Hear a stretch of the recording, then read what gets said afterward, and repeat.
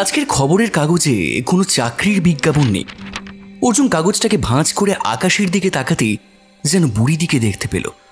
2 বছর আগেও এই জলপাইগুড়ি শহরে বুড়িদির মতো ফর্সা সুন্দরী বোধহয় আর কেউ ছিল না। এমন রং ছবিতেও দেখা যায় না। তারপর কি হলো কে জানে। বুড়িদির মুখে কতগুলো কালো ছোপ জমতে লাগলো। এখন সেগুলো ছেয়ে গেছে মুখ, তবু ফাঁকে ফাঁকে ফর্সা চামড়াটাকে বোঝা যায়। কিন্তু সেটাই যে অস্বস্তির। এই দুপুরের আকাশটাও যেন অবিকল বুড়িদি, সারা মুখে মেঘের মেচিতা নিয়ে বসে আছে। অন্য সময় হলে এ নিয়ে পদ্য লিখতে বসা যেত, কিন্তু অর্জুন আজ ঘড়ির দিকে তাকালো। এখানে মেঘ দেখে বৃষ্টির আন্দাজ করা যায় না, সঙ্গে একটা ছাতা রাখা ভালো। যেতে হবে তাকে, যেতে হবে ডিসি অফিসে। ওখানে আজ একটা খবর পাওয়া গেলেও যেতে পারে। অশোকদা বলেছেন দেখা করতে। জামা গলিয়ে দরজা খুলে ও চেঁচালো, মা, আমি বেরোচ্ছি। আশালতা কিছুই বললেন না। বাবা মারা যাওয়ার পর থেকেই মা এমনই চুপচাপ হয়ে গেছেন। বাইরে এখন ঘন ছায়া। দুপুর বলেই রাস্তায় লোকজন নেই। বাবুপাড়া থেকে ডিসি অফিস এমন কিছু দূরে নয়। তারাপদ উকিলের বাড়ির বারান্দায় চোখ যেতেই বুড়ির দিকে দেখতে পেল সে। দেখে নিজের অজান্তেই যেন হেসে ফেলল। খোলা চুলে বারান্দার রেলিংয়ে কনুই রেখে বুড়িটি দাঁড়িয়ে আছে। কাছাকাছি হতেই বলল, হেই, হাসছিস কেন রে? আরে একটু আগে তোমার কথা মনে পড়ছিল, আর বেরিয়েই দেখি তুমি। আমার কথা? ওমা, কেন? উত্তর দিতে গিয়ে হোঁচট খেল অর্জুন। ও জানে বুড়িদি নিজের মুখ নিয়ে খুব বিব্রত। সেই প্রসঙ্গ তোলা খুব অন্যায় হবে। অতএব একটা মিথ্যে কথা বলল সে। আরে চাঁদের পাহাড়টা তোমার কাছ থেকে আরেকবার নেব, তাই। ওটা তো তোর পড়া। আরেকবার পড়বো। এই সংকটটাকে না আমার খুব হিংসে হয়। চাকরি বাকরি না পেয়ে কি সুন্দর চলে গেল আফ্রিকায়, আর আমার অবস্থা দেখো। এখনো রেজাল্ট বের হয়নি আর চাকরি চাকরি করে বেড়াচ্ছিস। তা হ্যাঁ রে, এই মেঘ মাথায় করে কোথায় যাওয়া হচ্ছে বাবুর? ডিসি অফিসে যাচ্ছি গো। একটা চাকরির খবর পাওয়া যাবে বলে আশা আছে। একটা লেডিস ছাতা ওর দিকে বাড়িয়ে দিল বুড়িটি। ছাতাটা হাতে নিয়ে অর্জুন বলল, এটা তো লেডিস ছাতা, লোকে কি বলবে? ও বাবা গো, তুই কোন কালের ছেলে রে? আজকালের ওসব নেই। আর মাথায় বৃষ্টি পড়লে ছাতার জাত নিয়ে কেউ ভাবে না অত। শুধু দয়া করে হারিয়ে এসো না। পোস্ট অফিসের পাশ ঘেঁষে সুন্দর রাস্তাটা ধরে অর্জুন করলা নদীর কাছে আসতেই অদ্ভুত একটা গন্ধ পেল। ঠিক টাটকা মাছের গায়ের গন্ধ, অথচ আষ্টে নয়। করলা নদীতে ছিপ দিয়ে মাছ ধরতে গিয়ে ওরা এইটা অন্তত বুঝতে পেরেছিল যে টাটকা মাছের গায়ে কেমন একটা বুনো গন্ধ থাকে। মাছ কাটলেই যত আষ্টে গন্ধ ছড়ায়। বাম দিকে নেতাজির স্ট্যাচুটাকে রেখে ও ডিসি অফিসের দিকে এগিয়ে চলল। চারপাশে থমথমে, গাছের পাতাগুলো পর্যন্ত যেন সিঁটিয়ে আছে, কিন্তু বৃষ্টি যেন পড়তেই চাইছে না। ডিসি অফিসে পৌঁছে অর্জুন অশোকদার খোঁজ করল। অশোকদা টাউন ক্লাবের একজন কর্তা, সবাই তাকে চেনে। একটা বড় হল ঘরে 3 জন লোককে সামনে নিয়ে বসেছিলেন। অর্জুনকে দেখেই তাকে ডাক দিলেন। আয়। অর্জুন চুপচাপ দাঁড়িয়েছিল, কারণ আর চেয়ার খালি নেই। অশোকদা ওর সঙ্গে কথা বলছেন তো বলছেনই, তারপর হঠাৎ মুখ তুলে বললেন, কলকাতা থেকে একজন অ্যাথলেট কোচ আসছে জানিস? ঘাড় নাড়ল অর্জুন। এই কথা তাকে বলার মানে কি? সে তো আর স্পোর্টসে নাম দেবে না। এখন তার একটা চাকরি চাই। প্রায় মিনিট 15 কেটে যাওয়ার পর সময় হলো অশোকদার। 3 জনকে বিদায় করে বললেন, বস। অর্জুন, তোর কথা আমি ভেবেছি, ইনফ্যাক্ট কয়েকজনকে বলেও রেখেছি। কলকাতা হলে স্পোর্টসম্যান বললেই চাকরি পাওয়া যায়, কিন্তু এখানে এমপ্লয়মেন্ট এক্সচেঞ্জ কার্ড আছে? আছে। গুড। তুই যাতে খুব শিগগির ইন্টারভিউ পাস তার ব্যবস্থা করব। আর এই শহরে যে ইন্টারভিউ নেবে তাকে রাজি করাতে খুব একটা অসুবিধা হবে না। কিন্তু আমি চাই তুই অ্যাথলেট ট্রেনিংটা নিবি। সামনের বছরও আমাদের ক্লাবকে চ্যাম্পিয়ন করতে হবে। কি রাজি? দেখি। ওসব দেখি ফেঁকে একদম নয়। আমি যখন বলেছি তখন তোর চাকরি হবেই। রায় সাহেবের চা বাগানগুলোর হেড অফিসে তোকে এখনই ঢুকিয়ে দিতে পারি, কিন্তু সেটা ভালো হবে না।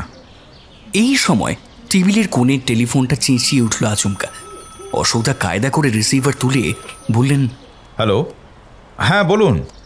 আরে কি খবর? হ্যাঁ কি বললেন? আচ্ছা তাই নাকি? আর এমন কি, ডিএফও আমাকে ভালোভাবে চেনেন। বেশ, গাড়িটা পাঠিয়ে দিন, বৃষ্টি আসতে পারে। টেলিফোন রেখে অর্জুনের দিকে তাকিয়ে অশোকদা বললেন, অর্জুন, তাহলে তুই আজ আয়, বুঝলি? কিছু একটা হয়ে যাবে, ঘাবড়াস না। অর্জুনের মন খুব খারাপ হয়ে যাচ্ছিল। ও খুব নিশ্চিত ছিল চাকরিটা ওর হয়ে যাবে। অন্তত অশোকদা একটা পাকা খবর দেবে নিশ্চয়ই। অর্জুন নিঃশব্দে বাইরের বারান্দায় আসতেই আকাশটা গলে গেল। ঝুপঝুপিয়ে জল ছুঁড়ছে মেঘেরা। জলের এত তোর যে ছাতায় আটকাবে না। অর্জুনের ইচ্ছে হলো এই বৃষ্টি মাথায় করে বেরিয়ে পড়ে। ঠিক সেই সময় একটা জিপ এসে সামনে দাঁড়ালো। বৃষ্টির জল উথাল পাথাল হচ্ছে জিপের গায়ে। জিপটা দাঁড়িয়ে দুবার হর্ন দিল। একটু বাদেই হন্তদন্ত হয়ে অশোকদা বেরিয়ে এলেন। আরে তুই এখনও যাসনি? অবশ্য হ্যাঁ, যা বৃষ্টি, যাবেই বা কী করে? আচ্ছা দাঁড়া, মাথায় একটা মতলব এসে গেছে, তুই চলে আয় আমার সঙ্গে। দৌড়ে জিপে উঠতে গিয়ে জল তাদের গায়ে এড়ালো না। ছাতা খুলল না অর্জুন। কিছু ভেজেনি সে। গাড়ি চলতে শুরু করলে অশোকদা বললেন, আচ্ছা অর্জুন, তুই মাসখানেকের জন্য একটা কাজ করবি। মাসখানেক কিংবা তার বেশিও হতে পারে। কি কাজ? হাতিদের তাড়াতে হবে। জঙ্গলের হাতিরা দল বেঁধে এসে এই চাষি শ্রমিকদের ঘরবাড়ি ভেঙে দিচ্ছে, এমনকি মানুষও মারছে। সরকার থেকে ওদের জঙ্গলে পাঠাবার ব্যবস্থা হচ্ছে, তো তোকে এই হাতিদের তাড়াতে হবে। রাজি? সামনে বৃষ্টির জলে পৃথিবীটা একেবারে সাদা হয়ে গেছে। মাথার ওপর টিনের ছাদে প্রচণ্ড শব্দ। অর্জুন কিছুই দেখতে পাচ্ছিল না, শুধু গাছের গাছগুলোকে হঠাৎ হাতির মতো মনে হলো। সে একরকম হেসেই বলল, দারুণ তো, আমি রাজি। প্রীতম সিং থাকেন গয়ের কাটায়। ওখানে ওর একটা পেট্রোলের দোকান, গোটা চারেক ট্রাক এবং জঙ্গলের ব্যবসা আছে। এই জঙ্গলের ব্যবসাটি হলো বনের কাঠ কেটে মিলে নিয়ে এসে সেগুলোকে চেরাই করে বিভিন্ন আকৃতিতে ভারতবর্ষের চারদিকে পাঠানো। এই কারণে সিংজিকে প্রায়ই জলপাইগুড়ি শহরে আসতে হয়। সেখানে ডিভিশনাল ফরেস্ট অফিসারের তত্ত্বাবধানে খুব ডাকা হয়। প্রতি বছর যেমন নতুন গাছ জঙ্গলে লাগানো হয়, তেমনি পুরনো বুড়ো গাছগুলোকে বিক্রি করে দেওয়া হয় কন্ট্রাক্টরদের কাছে। প্রতিটি গাছের একটা নাম্বার বন বিভাগের কাছে রাখা থাকে। যে গাছগুলো বিক্রি হবে তার নাম্বার এবং এলাকা ঘোষণা করে নিলাম ডাকা হয়। সিংজি নিজে এই নিলামে অংশ নেন। অত বড় লোক হয়েও কোনো কর্মচারীকে তিনি এই দায়িত্ব দেন না।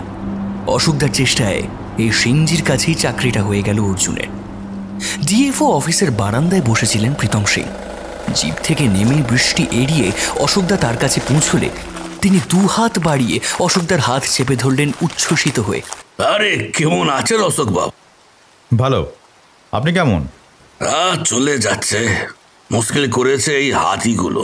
আমার লোক জঙ্গলে ঢুকতে সাহস পাচ্ছে না, তার উপর দলে দলে বেরিয়ে এসে ওরা হামলা করছে। ব্যবসা করাই মুশকিল হয়ে গেল। আপনি টেলিফোনে যে কথা বললেন সেটার কি হলো? আমি গতকাল টেন্ডার দিয়ে দিয়েছি। এটা ইমার্জেন্সি কেস, আজই রেজাল্ট জানার কথা। আপনি একটু দেখুন অশোক বাবু। অশোকদা মাথা নেড়ে ভেতরে চলে গেলেন। অর্জুন চুপচাপ কথাবার্তা শুনছিল। সিংজির বয়স 50-এর উধারে তো হবেই। চকচকে মোম লাগানো দাঁড়িতে খানিকটা সাদাটে ভাব। সিংজি যখন নিজে থেকে কথা বলছেন না, তখন অর্জুন বারান্দার রেলিংয়ের ধারে চলে গেল। এখন বৃষ্টির ধার অনেকটা ভোঁতা হয়ে এসেছে। অশোকদার গলা পেয়ে ঘুরে দাঁড়ালো অর্জুন। যাক, তাহলে আপনিই কন্ট্রাক্টটা পাচ্ছেন। সেকেন্ড টেন্ডারটা তো অবাস্তব। আপনি ডিএফওর সঙ্গে দেখা করেননি? না, আপনার জন্য অপেক্ষা করছিলাম। যান যান, উনি আপনাকে ডাকছেন। কিন্তু উনি নিজে তো লোকাল কাউকে কন্ট্রাক্ট দিতে রাজি ছিলেন না। এখানে আমার একটু আছে, আমি জানি। ছিলেন না, কিন্তু হয়ে গেলেন। অনেক ধন্যবাদ, অনেক ধন্যবাদ। আমি জানি আপনি সব মুশকিল আসান করতে পারেন। হ্যাঁ সে ঠিক আছে, কিন্তু আমার একটা অনুরোধ রাখতে হবে। বলুন বলুন, নিশ্চয়ই রাখবো। চাঁদা? না না, চাঁদা ফাঁদা নয়। এই দেখুন, এই ছেলেটির নাম অর্জুন, খুব ভালো স্পোর্টসম্যান। আপনার অর্গানাইজেশনে ওকে একটা চাকরি দিতে হবে। আমার ওখানে তো কোনো জায়গা খালি নেই অশোক বাবু। এই কন্ট্রাক্টটা তো পেলেন, ও হ্যাঁ হ্যাঁ, নিশ্চয় নিশ্চয়, তবে বেশি দিন তো নয়। বেশ বেশ, আগে তো হোক, তারপর দেখা যাবে।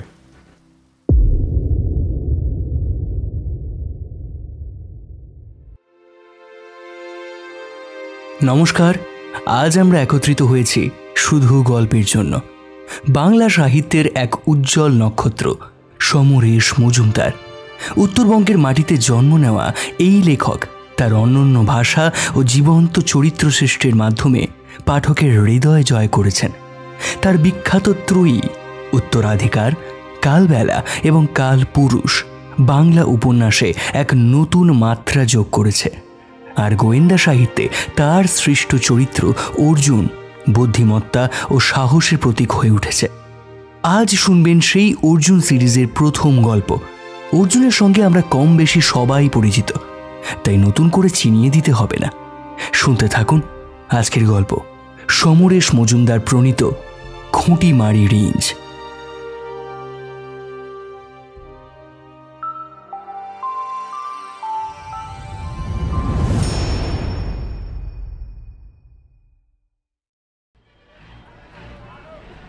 কদমতলার বাস স্ট্যান্ডে দাঁড়িয়ে সিগারেট খাওয়ার খুব ইচ্ছে হচ্ছিল অর্জুনের।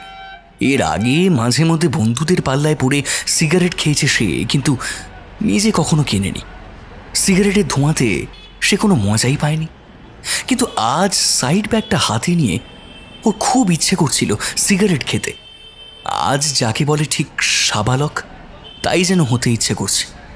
বুকের মধ্যে কেমন যেন বিশ্রী অনুভূতি। বেরোবার সময় মায়ের মুখটা কেমন যেন হয়ে গিয়েছিল। এই প্রথম সে বাড়ি ছেড়ে যাচ্ছে। খানিকটা নিজেকে ঠিকঠাক রাখতে ও সিগারেটের দোকানের দিকে পা বাড়ালো এবং বাড়াতেই থমকে গেল। আলিপুরদুয়ারের বাসটা আসছে। এইটে ধরলে দুপুর 3টে নাগাদ গয়ের কাটায় পৌঁছানো যাবে। অর্জুন শেষবার শহরটার ওপর চোখ বুলিয়ে নিল। সে যে চলে যাচ্ছে এ খবর মা এবং অশোকদা ছাড়া কেউই তো জানে না, এমনকি কোনো বন্ধুকেও জানায়নি সে। বাস এসে দাঁড়াতেই ও চটপট উঠে জানলার ধারে জায়গা পেয়ে গেল। শান্তিপাড়া থেকে আসছে বলেই এখনো খালি। ব্যাগটাকে পায়ের নিচে রেখে বাইরে তাকাতেই অর্জুন অবাক হয়ে গেল। একটা রিক্সা থেকে বুড়িদি নামছে। এদিক ওদিক তাকিয়ে কাউকে খুঁজতে দেখে অর্জুন চিৎকার করল, বুড়িদি! ছোপ ছোপ মুখটা তুলে বুড়িদি ওকে দেখতে পেয়ে দ্রুত জানলার নিচে চলে এলো। বাহ, বেশ না বলে চলে যাচ্ছিস তো। খাওয়াতে হবে এই ভয়? এ মা, না না, তা তুমি জানলে কি করে? এই না প্যাকেট, তোর তোয়ালে ফেলে এসেছিলি। মাসিমা আমাকে ডেকে বলতে তবে জানতে পারলাম। সত্যি বলতে অর্জুন কৃতজ্ঞতার ভাষা খুঁজে পেল না। বুকের কষ্টটা যেন এতক্ষণে অক্টোপাস হয়ে গেছে, যে কোনো মুহূর্তেই চোখে জল আসতে পারে। ঠিক সেই সময় বাস গর্জন করে উঠতে বুড়িদি সরে দাঁড়ালো। কদমতলার মোড় ছাড়িয়ে বাসটা চলা শুরু করতে বুড়িদি চেঁচিয়ে বলল, চিঠি দিস কিন্তু। অর্জুন কোনো কথা বলতে পারছিল না। বুড়িদি মিলিয়ে যাচ্ছে ঠিকই, কিন্তু চোখের সামনে সবকিছু আড়াল করে কালো ছোপ মাখা বিভৎস কিন্তু সুন্দর মুখটা বারংবার এসে দাঁড়াচ্ছিল। তারপর কোনো রকমে নিজেকে শক্ত করতেই যেন সে প্যাকেটটা ব্যাগের ভেতর ঢোকাতে চাইল। সেই সময় ওর হাতে প্যাকেটের ভেতর রাখা শক্ত কিছু সঙ্গে সঙ্গে ঠেকতেই বুঝতে পারল শুধু তোয়ালে নয়, আরও কিছু সঙ্গে আছে। দ্রুত কাগজের মোড়কটা খুলে তোয়ালের ভাঁজ সরাতে চোখে পড়ল একটা বই। পিঠে বন্দুক নিয়ে জঙ্গল মাখা পাহাড়ে শঙ্কর হেঁটে যাচ্ছে। এই বইটাই তো সে চেয়েছিল সেদিন বুড়িদির কাছে। বুড়িদি তাকে এত ভালোবাসে। ঠোঁট দুটো যেন থরথরিয়ে উঠল অর্জুনের। এই সময় কন্ডাক্টর এগিয়ে এলো টিকিট কাটার জন্য। অর্জুন পকেট থেকে টাকা বের করে বলল, গয়ের কাটায় যাব। তিস্তার ব্রিজ পর্যন্তই অর্জুনদের যাতায়াত ছিল। বাঁ দিকে বাতিল রেলপথ, আদিগন্ত খোলা আকাশের বুকে বাসটা যেন গড়িয়ে যাচ্ছিল। এতক্ষণে অর্জুন অনেকটা ধাতস্থ হয়ে এসেছে। গাড়ির ভেতরেও বেশ ভিড়। ময়নাগুড়ি, ধূপগুড়ি, তারপরে গয়ের কাটা। মাত্র 28 মাইল। গয়ের কাটাই ওর হেডকোয়ার্টার্স হবে। গতকালই অশোকদা বললেন, প্রীতম সিং আজই তোকে যেতে বলেছেন। 1 মাস কাজ করলে 500 টাকা পাওয়া যাবে। তারপর ওরা যদি তোর কাজে সন্তুষ্ট হয় তাহলে বলা যায় না, অন্য ব্রাঞ্চে পাকা চাকরিও পেতে পারিস। অশোকদার কাছে ব্যাপারটা আরও বিশদে জানতে পেরেছিল অর্জুন। বন বিভাগের অফিসাররা লক্ষ্য রাখেন কোনো চূড়া শিকারী জন্তু জানোয়ারদের হত্যা করছে কিনা। আবার জন্তু জানোয়াররা যদি লোকালয়ের উপর হামলা করে তাহলে তাদের বুঝিয়ে সুঝিয়ে জঙ্গলে ফেরত পাঠাবার জন্যেও একটা স্কোয়াড আছে। এমনভাবে ফেরত পাঠাতে হবে যা শান্তিপূর্ণ। বানারহাট নাথুয়া এলাকার দায়িত্ব পেয়েছেন সিংজি। ঠিক এই মুহূর্তে অর্জুন জানে না হাতিদের কি উপায় তাড়াতে হবে। সিংজি নিশ্চয়ই কিছু ভেবেছেন, তবে কথাটা শোনার পর থেকেই ওর মনে হচ্ছিল সরকার নিজে এ কাজ না করে বাইরের লোককে দিয়ে কেন করাচ্ছে। অশোকদা বলেছিল তাড়াহুড়ো থাকলে অনেক সময় প্রাইভেট কনসার্নকে দায়িত্ব দেওয়া হয়। ফরেস্ট ডিপার্টমেন্টের বিশেষজ্ঞরা নিশ্চয়ই সিংজিকে পরামর্শ দেবে।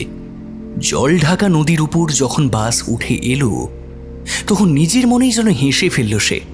ঠিক ব্রিজের আগেই একটি মাঠে কাকতাড়ুয়া চোখে পড়েছিল। আড়াআড়ি দুটো লাঠির গায়ে জামা পরিয়ে মাথায় কালো হাঁড়ি বসিয়ে দেওয়া হয়েছে। তার চোখ নাক সবই সাদা। নিজেকে ঠিক ওই রকমই হাতি তাড়ুয়া মনে হলো তার। বাস যেখানে থামলো সেই জায়গাটা বাজার এলাকা। সাইনবোর্ডে নাম লেখা আছে ধূপগুড়ি। কন্ডাক্টর অবিরত হাঁকছে গয়ের কাটা, বীরপাড়া, আলিপুরদুয়ার। এই কিছুক্ষণের মধ্যেই বাস যাত্রীদের চেহারাও পাল্টাতে শুরু করেছে। এটা লক্ষ্য করল অর্জুন। সে জানে এরপরেই গয়ের কাটা, বোধহয় মাইল 8 বাকি। এতক্ষণ শুধু খোলা মাঠ আর আকাশ ছাড়া দুপাশে কিছুই ছিল না। জঙ্গলের তো কোনো চেহারাই চোখে পড়েনি। তরাইয়ের বনাঞ্চল শুরু হবে গয়ের কাটা থেকে। কি মনে করে সে ব্যাগ থেকে বুড়িদির বইটা বের করল, আর পাতা খুলতেই যে লাইনে তার চোখটা পড়ল সেটা কি আকস্মিক। অর্জুন সোজা হয়ে বসে লাইনগুলো পড়তে শুরু করলো। সেই ঘন বাঁশ বন, সেই পরগাছা ঝোলানো বড় বড় গাছ, নিচে পচা পাতার রাশ, মাঝে মাঝে পাহাড়ের খালি গা, আর দূরে গাছপালার ফাঁকে জ্যোৎস্নায় ধোয়া সাদা ধবধবে চিরতুষারে ঢাকা পর্বত শিখরটি এক একবার দেখা যাচ্ছে, এক একবার বনের আড়ালে চাপা পড়ছে। পরিষ্কার আকাশে দু একটি তারা এখানে ওখানে। একবার সত্যি সে যেন বুনো হাতির গর্জন শুনতে পেলে সমস্ত বনটা কেঁপে উঠল। এত বাস্তব মনে হলো যেন সেই ডাকেই তার ঘুম ভেঙে গেল। বই থেকে চোখ তুলতেই বাইরে তাকালো আর মুগ্ধ হয়ে উঠল অর্জুন। এ কি বিস্ময় তার জন্য অপেক্ষা করছিল। আকাশে মেঘ জমছে, সরু পিচের পথ দিয়ে হু হু করে ছুটে চলেছে বাস। শীতল বাতাস মেঘেদের শরীর থেকেই যেন নেমে আসছে পৃথিবীতে। আর দুপাশে সেই মেঘের ছায়া মেঘে চুপচাপ দাঁড়িয়ে আছে সবুজ গালিচার মতো চায়ের বাগান। সেই শূন্য চরাচরে এক অদ্ভুত স্তব্ধতা যা আরও গাঢ় করে তুলেছে চা বাগানের ওপাশে শুরু হয়ে যাওয়া ঘন জঙ্গল। প্রথমেই যে চিন্তাটা অর্জুনের মাথায় এলো তা হলো ওই জঙ্গলেই হাতিরা বাস করে। একটু বাদেই বাস একটা ছিমছাম বাজার এলাকায় ঢুকে চৌমাথায় এসে থামল। অর্জুন নেমে এসে চারদিকে তাকালো। সামনে একটা পেট্রোল পাম্প, পান বিড়ির দোকান, মোটামুটি যা কিছু প্রয়োজন সাধারণভাবে থাকার জন্য তার সবই বোধহয় এখানে পাওয়া যায়। জায়গাটা মোটেই পাহাড়ি নয়, অথচ পাহাড়ি গন্ধও আছে। বেশিরভাগ বাড়ি কাঠের তৈরি। পানের দোকানের সামনে দাঁড়িয়ে অর্জুন জিজ্ঞেস করল, প্রীতম সিং কোথায় থাকেন? ওই যে ওই পাশে ওর বাড়ি, কিন্তু এখন ওকে মিলে পাবেন। মিল? কাঠের মিল। ওই বাঁ দিকে রাস্তাটা ধরে সোজা চলে যান, দেখতে পাবেন। জায়গাটাকে ভালো লাগছিল হাঁটতে হাঁটতে। দুপাশে বড় বড় দেবদারু গাছ, কিন্তু তারই ফাঁকে বকুল চোখে পড়ল। মিনিট 5 হাঁটতেই রাস্তাটা ডান দিকে ঘুরল, আর তক্ষুনি অর্জুনের চোখে দুটো জিনিস একই সঙ্গে ফুটে উঠল। বিরাট কাঠ চেরাইয়ের একটা কারখানা, যার গেটের ওপর সাইনবোর্ডে লেখা প্রীতম স মিল। আর রাস্তাটা যেখানে প্রায় আধা মাইল ছুটে গিয়ে মিলিয়ে গেছে সেখানে চাপ চাপ অন্ধকার মাখা বিরাট জঙ্গল। কাঠের সিঁড়ি দিয়ে উপরে উঠে দাঁড়ালো অর্জুন।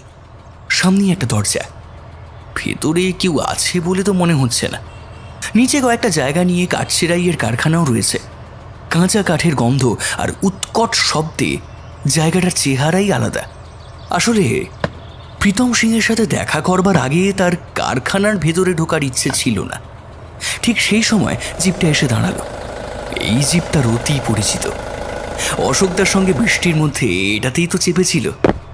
প্রীতম সিং লাফ দিয়ে নেমেই ওকে দেখতে পেয়ে যেন পরিচয়টাকে সঠিক করার জন্যই জিজ্ঞেস করলেন, অর্জুন?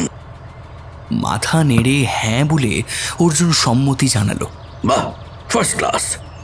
শোনো ভাই অর্জুন, আমি চাই তুমি কাজের সময় কাজ করবে আর বিশ্রামের সময় বিশ্রাম। কাজ করবে চটপট, যাতে আমি বিরক্ত না হই। আন্ডারস্ট্যান্ড? দাঁড়িতে হাত বোলাতে বোলাতে জিজ্ঞেস করলেন প্রীতম সিং। অর্জুন আবার ঘাড় নাড়ল। শাবাশ বলে প্রীতম সিং চিৎকার করে ডাকলেন, এ বাহাদুর, এ হ্যাঁ অর্জুন, উসকো রহনে কো কামরা দিখাও। এই বলে প্রীতম সিং আর দাঁড়ালেন না, হন হন করে চলে গেলেন কারখানার ভেতরে। বাহাদুরের সঙ্গে কারখানার লন পেরিয়ে আসতে গিয়ে অর্জুন লম্বা লম্বা কাঠের লগ স্তূপীকৃত হয়ে পড়ে থাকতে দেখল। সে টের পেল কাঠের শরীরের ভেতরের গন্ধ গাছের গন্ধের থেকে বেশ আলাদা। এক নাগাড়ে শব্দ হচ্ছে কারখানায়। সেটাকে ডিঙিয়ে আসতেই অর্জুন দুটো কাঠের বাড়ি দেখতে পেল। লম্বা লম্বা গোটা ছয়েক বিমের ওপরে দুটো কাঠের ঘর, বারান্দা, আর নিচ থেকে একটা কাঠের সিঁড়ি উঠে সেই বারান্দায় গিয়ে ঠেকেছে। বাহাদুর দরজা খুলে দিতে অর্জুন দেখল ঘরটা মন্দ নয়। একটা তক্তপোষের উপর তোষক পাতা, টেবিল আর দুটো চেয়ার, এই হলো ঘরটার সম্পত্তি। কিন্তু সবচেয়ে সুখবর হলো ঘরের মাঝখানের সিলিং থেকে ঝোলা তারের ডগায় একটা বাল্ব রয়েছে। সুইচে হাত দিতেই আলো জ্বলে উঠল। বাহাদুর বলল, ডায়নামাইট জ্বলতা হ্যায়। ঘরের পিছন দিকে ছোট্ট একটা ব্যালকনি আছে আর তার গায়েই আছে স্নানঘর। সেখানে বালতিতে জল তোলা ছিল। পরিষ্কার হয়ে ব্যালকনির রেলিংয়ে হাত রেখে অর্জুন জঙ্গলটাকে মন দিয়ে দেখছিল। বড় জোর 100 গজ গেলেই জঙ্গলটা পড়বে, অথচ কি শান্ত মনে হচ্ছে এখন। এই সময় বাহাদুর এসে জানালো সিংজি তাকে তলব করেছেন। অর্জুন দ্রুত নেমে যেতে যেতে ঘুরে দাঁড়ালো। দরজায় তালা দেওয়া হয়নি। বাহাদুর বারান্দায় দাঁড়িয়ে আছে। সংকোচে মন পাল্টালো অর্জুন। গেলে তো একটা সুটকেসই শুধু যাবে। সিংজি বসেছিলেন জিপে। ওকে দেখেই ইশারা করলেন উঠে বসতে। অর্জুন বিনা বাক্য ব্যয় পিছনে লাফিয়ে উঠতেই জিপটা চলতে শুরু করলো। সিংজি বললেন, শোনো ভাই অর্জুন, 6 জনের একটা টিম দিচ্ছি তোমার চার্জে। কি করে হাতি তাড়াতে হবে তা তোমাকে বলে দেব। কালই ওষুধ এসে যাচ্ছে, তুমি সেগুলো নিয়ে জঙ্গলে চলে যাবে, কেমন? ওষুধ? হ্যাঁ ভাই, ওষুধ। সব রোগের ওষুধ আছে, আর হাতির থাকবে না? আমি তো তারই টেন্ডার দিয়েছি। কেন, অশোক বাবু বলেনি তোমাকে? না তো। হাতিকে মারা চলবে না, আহত করা চলবে না, শুধু পাবলিকের কাছে ওর আশা বন্ধ করতে হবে। তুমি এর আগে জঙ্গলে এসেছো? না, আসিনি। আরে বাপ, জঙ্গল দেখুনি আর আমি তোমাকে লিডার করে দিলাম? আমার কি মাথা খারাপ হয়ে গেছে? অর্জুন ঘাবড়ে গিয়ে তাড়াতাড়ি বলে উঠল, কিন্তু আমি জঙ্গলের ওপর অনেক বই পড়েছি, হাতির ওপরও। আরে ভাই, রান্নার বই মুখস্থ করা আর রান্না কি এক কথা? অশোক বাবুকে আমি না বলতে পারি না, তাই ঠিক আছে, যা তোমাকে জিজ্ঞাসা করলে তুমি বলবে এ ব্যাপারে অনেক এক্সপিরিয়েন্স আছে। কখনো বলবে না যে জঙ্গলে তুমি কখনো যাওনি। হ্যাঁ, আন্ডারস্ট্যান্ড? আচ্ছা, ঠিক আছে। ওদের জিপটা একটা বাঁক পেরিয়ে ফরেস্ট অফিসের লনে গিয়ে দাঁড়ালো। প্রীতম সিংকে দেখে যে লোকটি কাঠের বাড়ির দোতলা থেকে নেমে এলেন, তিনি যে রেঞ্জার এটুকু বুঝতে অসুবিধা হলো না অর্জুনের। রেঞ্জার হলেন এক একটা ফরেস্ট রেঞ্জের কর্তা। তার অধীনেই বিট অফিসাররা ছড়িয়ে আছেন জঙ্গলের বিভিন্ন প্রান্তে। তাদের কাজ গাছ এবং বন্য জন্তুদের পাহারা দেওয়া। কন্ট্রাক্টররা যাতে নির্দিষ্ট গাছ কাটে তাই লক্ষ্য করা। অতএব একজন রেঞ্জার প্রকৃত অর্থে অনেক ক্ষমতার অধিকারী। এইসব খবর গত কয়েকদিনেই জেনেছে অর্জুন।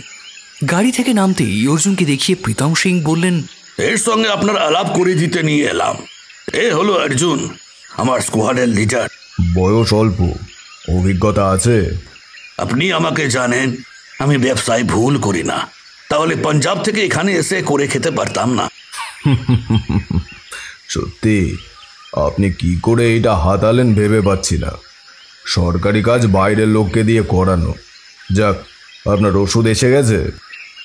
হ্যাঁ, দার্জিলিংয়ের চিড়িয়াখানা থেকে পেয়েছি, কলকাতা থেকে আনাবার ব্যবস্থা করেছি, কিন্তু এতে কোনো কাজ হবে বলে মনে হয় না। আমিও মনে করি না, কিন্তু এক্সপার্টরা এক্সপেরিমেন্ট করবেন, আমাদের কি করার আছে। তা বাইদা বাই 3 নম্বরের বিট অফিসারকে সাসপেন্ড করা হয়েছে, খবরটা আপনি জানেন? ব্যাপারটা অর্জুনের চোখ এড়ালো না। প্রীতম সিংয়ের মুখ এক লহমার জন্য ফ্যাকাশে হলেও সেটা সঙ্গে সঙ্গে ঠিক হয়ে গেল। অবশ্য দাড়ি গোঁফ থাকায় ওদের মুখ দেখে কিছু বোঝা যায় না, কিন্তু ব্যাপারটাতে উনি হোঁচট খেয়েছেন এটা টের পাওয়া যাচ্ছে।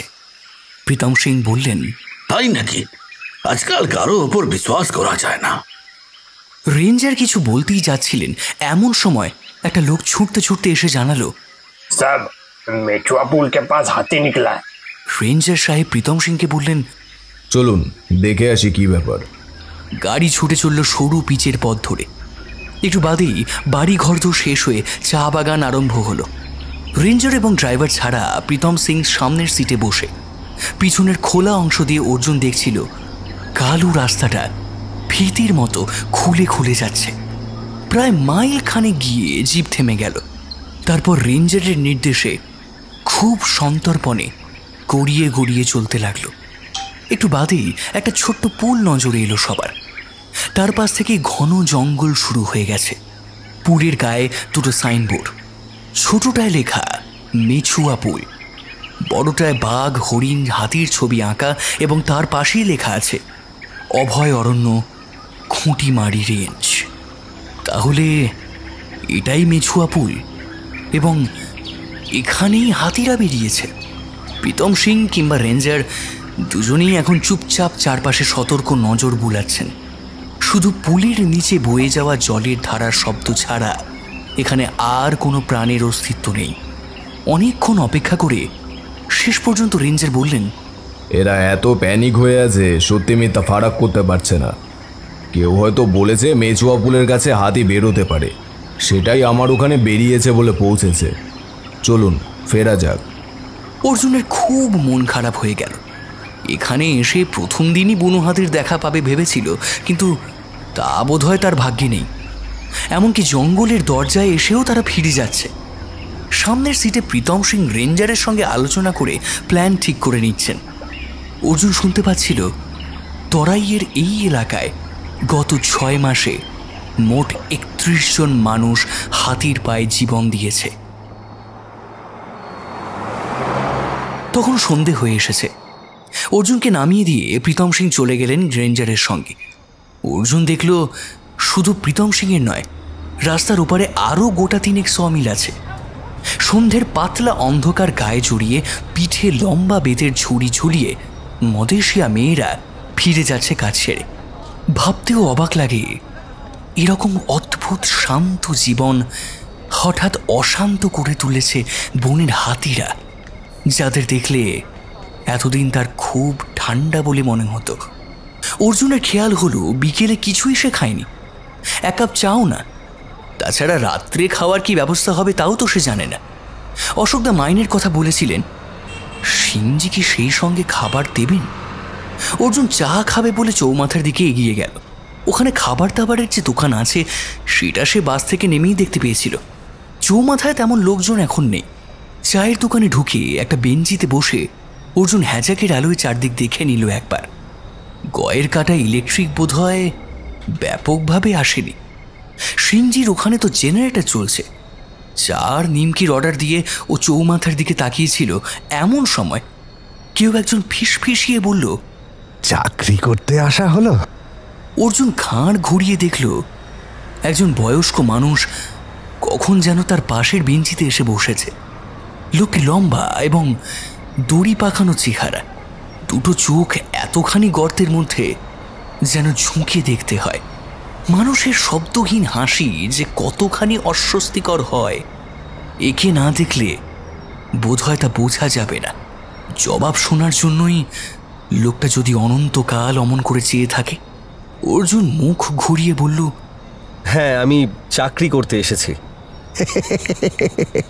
হাতি তাড়াবার চাকরি বড় মজাদার চাকরি। এমন খিকখিকে শব্দ করে কেউ হাসতে পারে অর্জুনের ধারণা ছিল না, কিন্তু সে যে ওই চাকরি নিয়ে এসেছে তাই জানলো কি করে। অর্জুন একটু স্মার্ট হবার চেষ্টা করলো। আপনি এখানে থাকেন? অবশ্যই, 8 বছর ধরে আছি। আমার নাম তিনকড়ি। এখন তো বাস টাস সব বন্ধ হয়ে গিয়েছে। বাইরের লোক হলে এখানে রাত্রে থাকতাম কোথায়। এই হতচ্ছাড়া জায়গাটা একটা হোটেল পর্যন্ত নেই। কত মাইনে তোমার?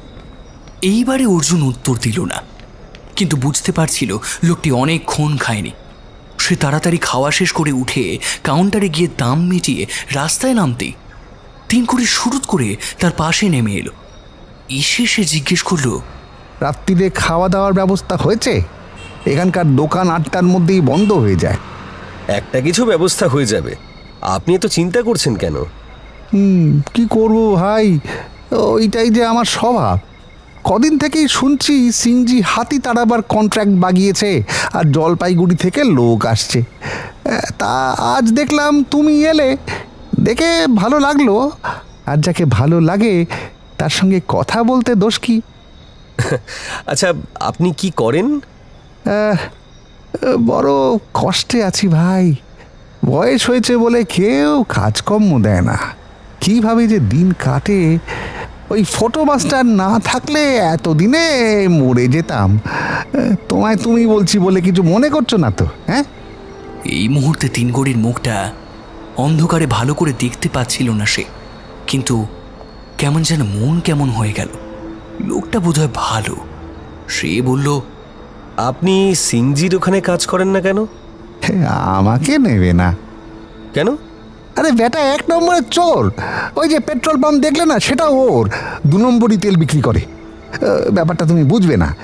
ফরেস্টের খুব অল্প পয়সায় ডেকে বেশি বেশি কাঠ কেটে নিয়ে আসে। লোকটা অসৎ।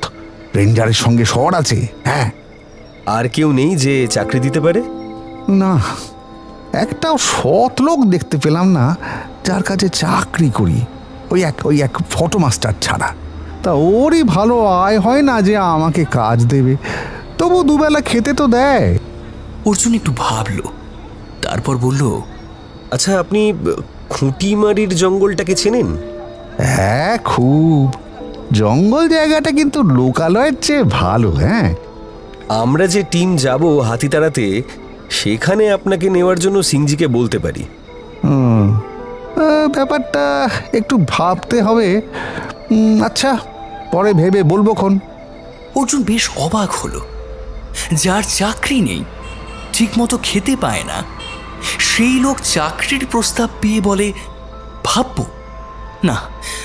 যে মানুষের উপকার করতে নেই, এটা আজকে আবার শিখল অর্জুন। সিংজির সমিলের কাছে এসে তিনকড়ি দাঁড়িয়ে গেল, বলল, তাহলে রাত্রে কি না খেয়ে থাকবে? 1-8 দিন উপোস করে অবশ্য ভালো। অভ্যেস হয়ে গেলে আমার মতো অসুবিধে হবে না। একটা টাকা দাও। হ্যাঁ, দাও দাও। আমি মাঝরাত্রিরে খোঁজ নিয়ে যাব খেয়েছো কি না। কেমন? মাঝরাত্রির? আপনি তখন জেগে থাকেন নাকি? থাকি তো। না থাকলে জঙ্গলে কি ঘটছে, রাত্রিরে কারা যায় আসে, টের পেতাম কি করে? এখন কাঠের কারখানা মনে হচ্ছে যেন ঘুমিয়ে আছে। কোথাও এতটুকু শব্দ নেই, এমনকি বাহাদুরের দর্শনও পাওয়া যাচ্ছে না। অর্জুন সিঁড়ি বেয়ে বারান্দায় উঠে দেখেছিল ঘরের দরজা ভেজানো। সুইচে হাত দিয়েও বাল্বটাকে জ্বালাতে পারল না সে। কারখানায় জেনারেটর তো চলছে না, বোধহয় এখানে সরকারি আলো নেই। অর্জুন জামা কাপড় ছেড়ে পাঞ্জামা গেঞ্জি পরে কিছুক্ষণ অপেক্ষা করল। জানলাটা খুলে দেওয়ায় এক ধরনের ফিকে জ্যোৎস্না ঘরে এসে পড়ছে। সে ভেবেছিল সিংজির অন্তত উচিত ছিল তার খাওয়ার একটা ব্যবস্থা করে দেওয়ার। বাহাদুরকে খোঁজ করা দরকার। সে বারান্দায় বেরিয়ে এসে বেশ কয়েকবার চিৎকার করে বাহাদুরকে ডাকল। অনেকক্ষণ বাদে কেউ একজন উত্তর দিল, বাহাদুর নেই। এই সময় অর্জুনের মনে হলো তিনগড়ির কথা শুনলে বোধহয় ভালোই হতো। জ্ঞান হবার পর সে কখনো রাত্রে না খেয়ে থাকেনি। এক ধরনের অভিমান জন্ম নিচ্ছিল। কিন্তু অর্জুন সঙ্গে সঙ্গে সেটাকে ঝেড়ে ফেলে দিল। সামনের ঢালু মাঠ, নদী এবং বিশাল জঙ্গলের গায়ে জ্যোৎস্না যেন কেউ পাউডারের মতো ছড়িয়ে দিয়েছে। দূরে আকাশে ঝুলে থাকা চাঁদ দেখে মনে হচ্ছে জঙ্গলটা যেন মাথায় চাঁদের কলসি নিয়ে একেবারে স্থির হয়ে দাঁড়িয়ে। এই অদ্ভুত মায়ার আলো মাখা প্রকৃতির দিকে তাকিয়ে অর্জুন তার সব সমস্যার কথা কোথায় যেন ভুলে গেল। এত রূপসী আকাশ সে সত্যিই কখনো দেখেনি। হয়তো ওই এক চিলতে নদীর চকচকে জল আর কালো জঙ্গল আকাশটাকে আরো সুন্দর করে তুলেছে। অর্জুন এক দৃষ্টে যখন তাকিয়েছিল তখন পিছনে একটু শব্দ হলো। কেউ যেন পা টিপে আসার চেষ্টা করেও শব্দটাকে ঢাকতে পারেনি। অর্জুন কান খাড়া করল। তাহলে কি বাহাদুর এই সময় ফিরে এলো? কিন্তু এত নিঃশব্দে সে আসতে যাবেই বা কেন? জানলা থেকে ফিরে দাঁড়াতেই অর্জুনের মনে হলো ওর হৃৎপিণ্ড এক লাফে বুক থেকে ছিটকে বেরিয়ে এলো। সারা শরীর কালো কাপড়ে মোড়া, মুখ চোখ পর্যন্ত দেখা যাচ্ছে না। মূর্তিটি স্থির, একেবারে নিষ্পন্দ। তারপর ধীরে ধীরে এগিয়ে আসতে লাগলো ঠিক তারই দিকে। অর্জুনের গলা শুকিয়ে এলো। ঠিক সেই সময় খিকখিকে হাসিটা তার কানে বাজলো। এই যে রুটি নিয়ে এলাম, আর ওই কুমড়োর ঘ্যাট। এবার যেন আরেকটা ধাক্কা। বুকের ভেতরটা শান্ত হতে সময় লাগলো। শরীর হঠাৎ শীতল হয়ে গেল বেশ ভয়ানকভাবেই। একটা ঠোঙা আর ভাঁড় টেবিলের উপর রেখে চট করে দরজাটা ভেজিয়ে তিনকড়ি মাথা থেকে কালো চাদরটা খুলল। এবার একই সঙ্গে বিরক্ত এবং কৃতজ্ঞ হলো অর্জুন। সে একটু কড়া গলায় জিজ্ঞেস করল, এইরকম ঢেকে ঢুকে ভয় পাইয়ে দেওয়ার মানে কি? তুমি ভয় পেয়ে গিয়েছিলে ভাই? হ্যাঁ, ভয় পেয়ে গিয়েছিলে?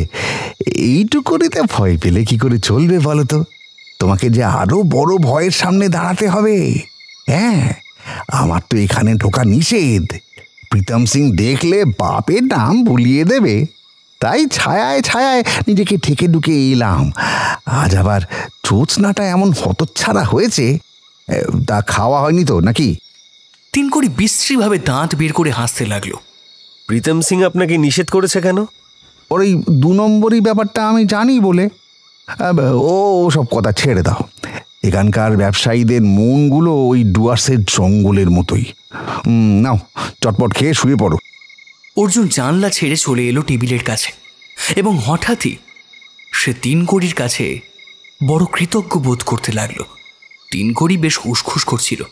বলল, আর একটা টাকা ছাড়ো, দোকান বন্ধ হয়ে গেলে না খেয়ে থাকতে হবে আমাকে। অর্জুন তাড়াতাড়ি টাকাটা বের করে দিলে তিনকড়ি নিঃশব্দে চলে গেল। খাবারটা মোটেই সুখাদ্য নয়, তবু পেট ভরিয়ে জল খেয়ে অর্জুন শুয়ে পড়ল। জ্যোৎস্না এখন ঘরের মধ্যে। তখন কত রাত হবে কে জানে। অর্জুনের ঘুম ভেঙে গেল। অবিরত চিৎকার হচ্ছে চারধারে, যেমন চিৎকার মানুষ বোধহয় ডাকাত পড়লেই করে। সে তড়া করে বিছানা ছেড়ে জানলার ধারে ছুটে গেল। এখন চাঁদ দেখা যাচ্ছে না, জ্যোৎস্নাও প্রায় নেই বললেই চলে। অথচ চোখের সামনে একটা বিশাল পাহাড় দেখতে পেল সে। ঢালু জমিটা শেষে যে নদী রয়েছে তার জলেই পা রেখে হাতিটা সুর নাড়ছে। পেছনে অন্ধকার থাকায় ওকে আরো যেন বিশাল দেখাচ্ছে। সার্কাস কিংবা চিড়িয়াখানার হাতিদের সঙ্গে তার কোনো তুলনাই হয় না। এত চিৎকার এবং ড্রামের আওয়াজ ও ভ্রুক্ষেপই করছে না। এই সময় হাতিটা মাথার উপর সুর তুলে গর্জন করল। অর্জুন এতক্ষণ নার্ভাস ছিল, এইবার ওই শব্দে ওর বুকের ভেতরটাও নড়ে উঠল। ঠিক তখন জানলার নিচে ফোঁস শব্দ হতেই অর্জুন খুব সাবধানে মাথা বের করল। একটা নরম স্পর্শ তার চুল ছুঁয়ে যেতেই চট করে মাথা সরিয়ে নিল সে। কিন্তু তখনও সুরটা জানলায় নেতিয়ে রয়েছে। ভয় কেটে গিয়ে কেমন যেন মজা লাগলো অর্জুনের। এটা নেহাতি পুঁচকে হাতি, বোধহয় একটু দুষ্টু, তাই ওর মা ওখানে দাঁড়িয়ে ওকে ধমকাচ্ছে। অর্জুনের মাথায় চট করে একটা বুদ্ধি এসে গেল। না খেতে পারে একটা রুটি টেবিলের উপর ছিল, সেইটা এনে এগিয়ে ধরতেই বাচ্চাটা সুর ঘুরিয়ে টেনে নিয়ে একদম মুখেই পুড়ে দিল। এই সময় বড় হাতিটা আবার ধমকাতে পুঁচকেটা তুলতুলে পায়ে ছুটে গেল সেদিকে। যেতে যেতে হঠাৎ দাঁড়িয়ে পড়ে অর্জুনের দিকে তাকালো এবং তারপরই মায়ের শরীরের সঙ্গে একেবারে মিশে গেল।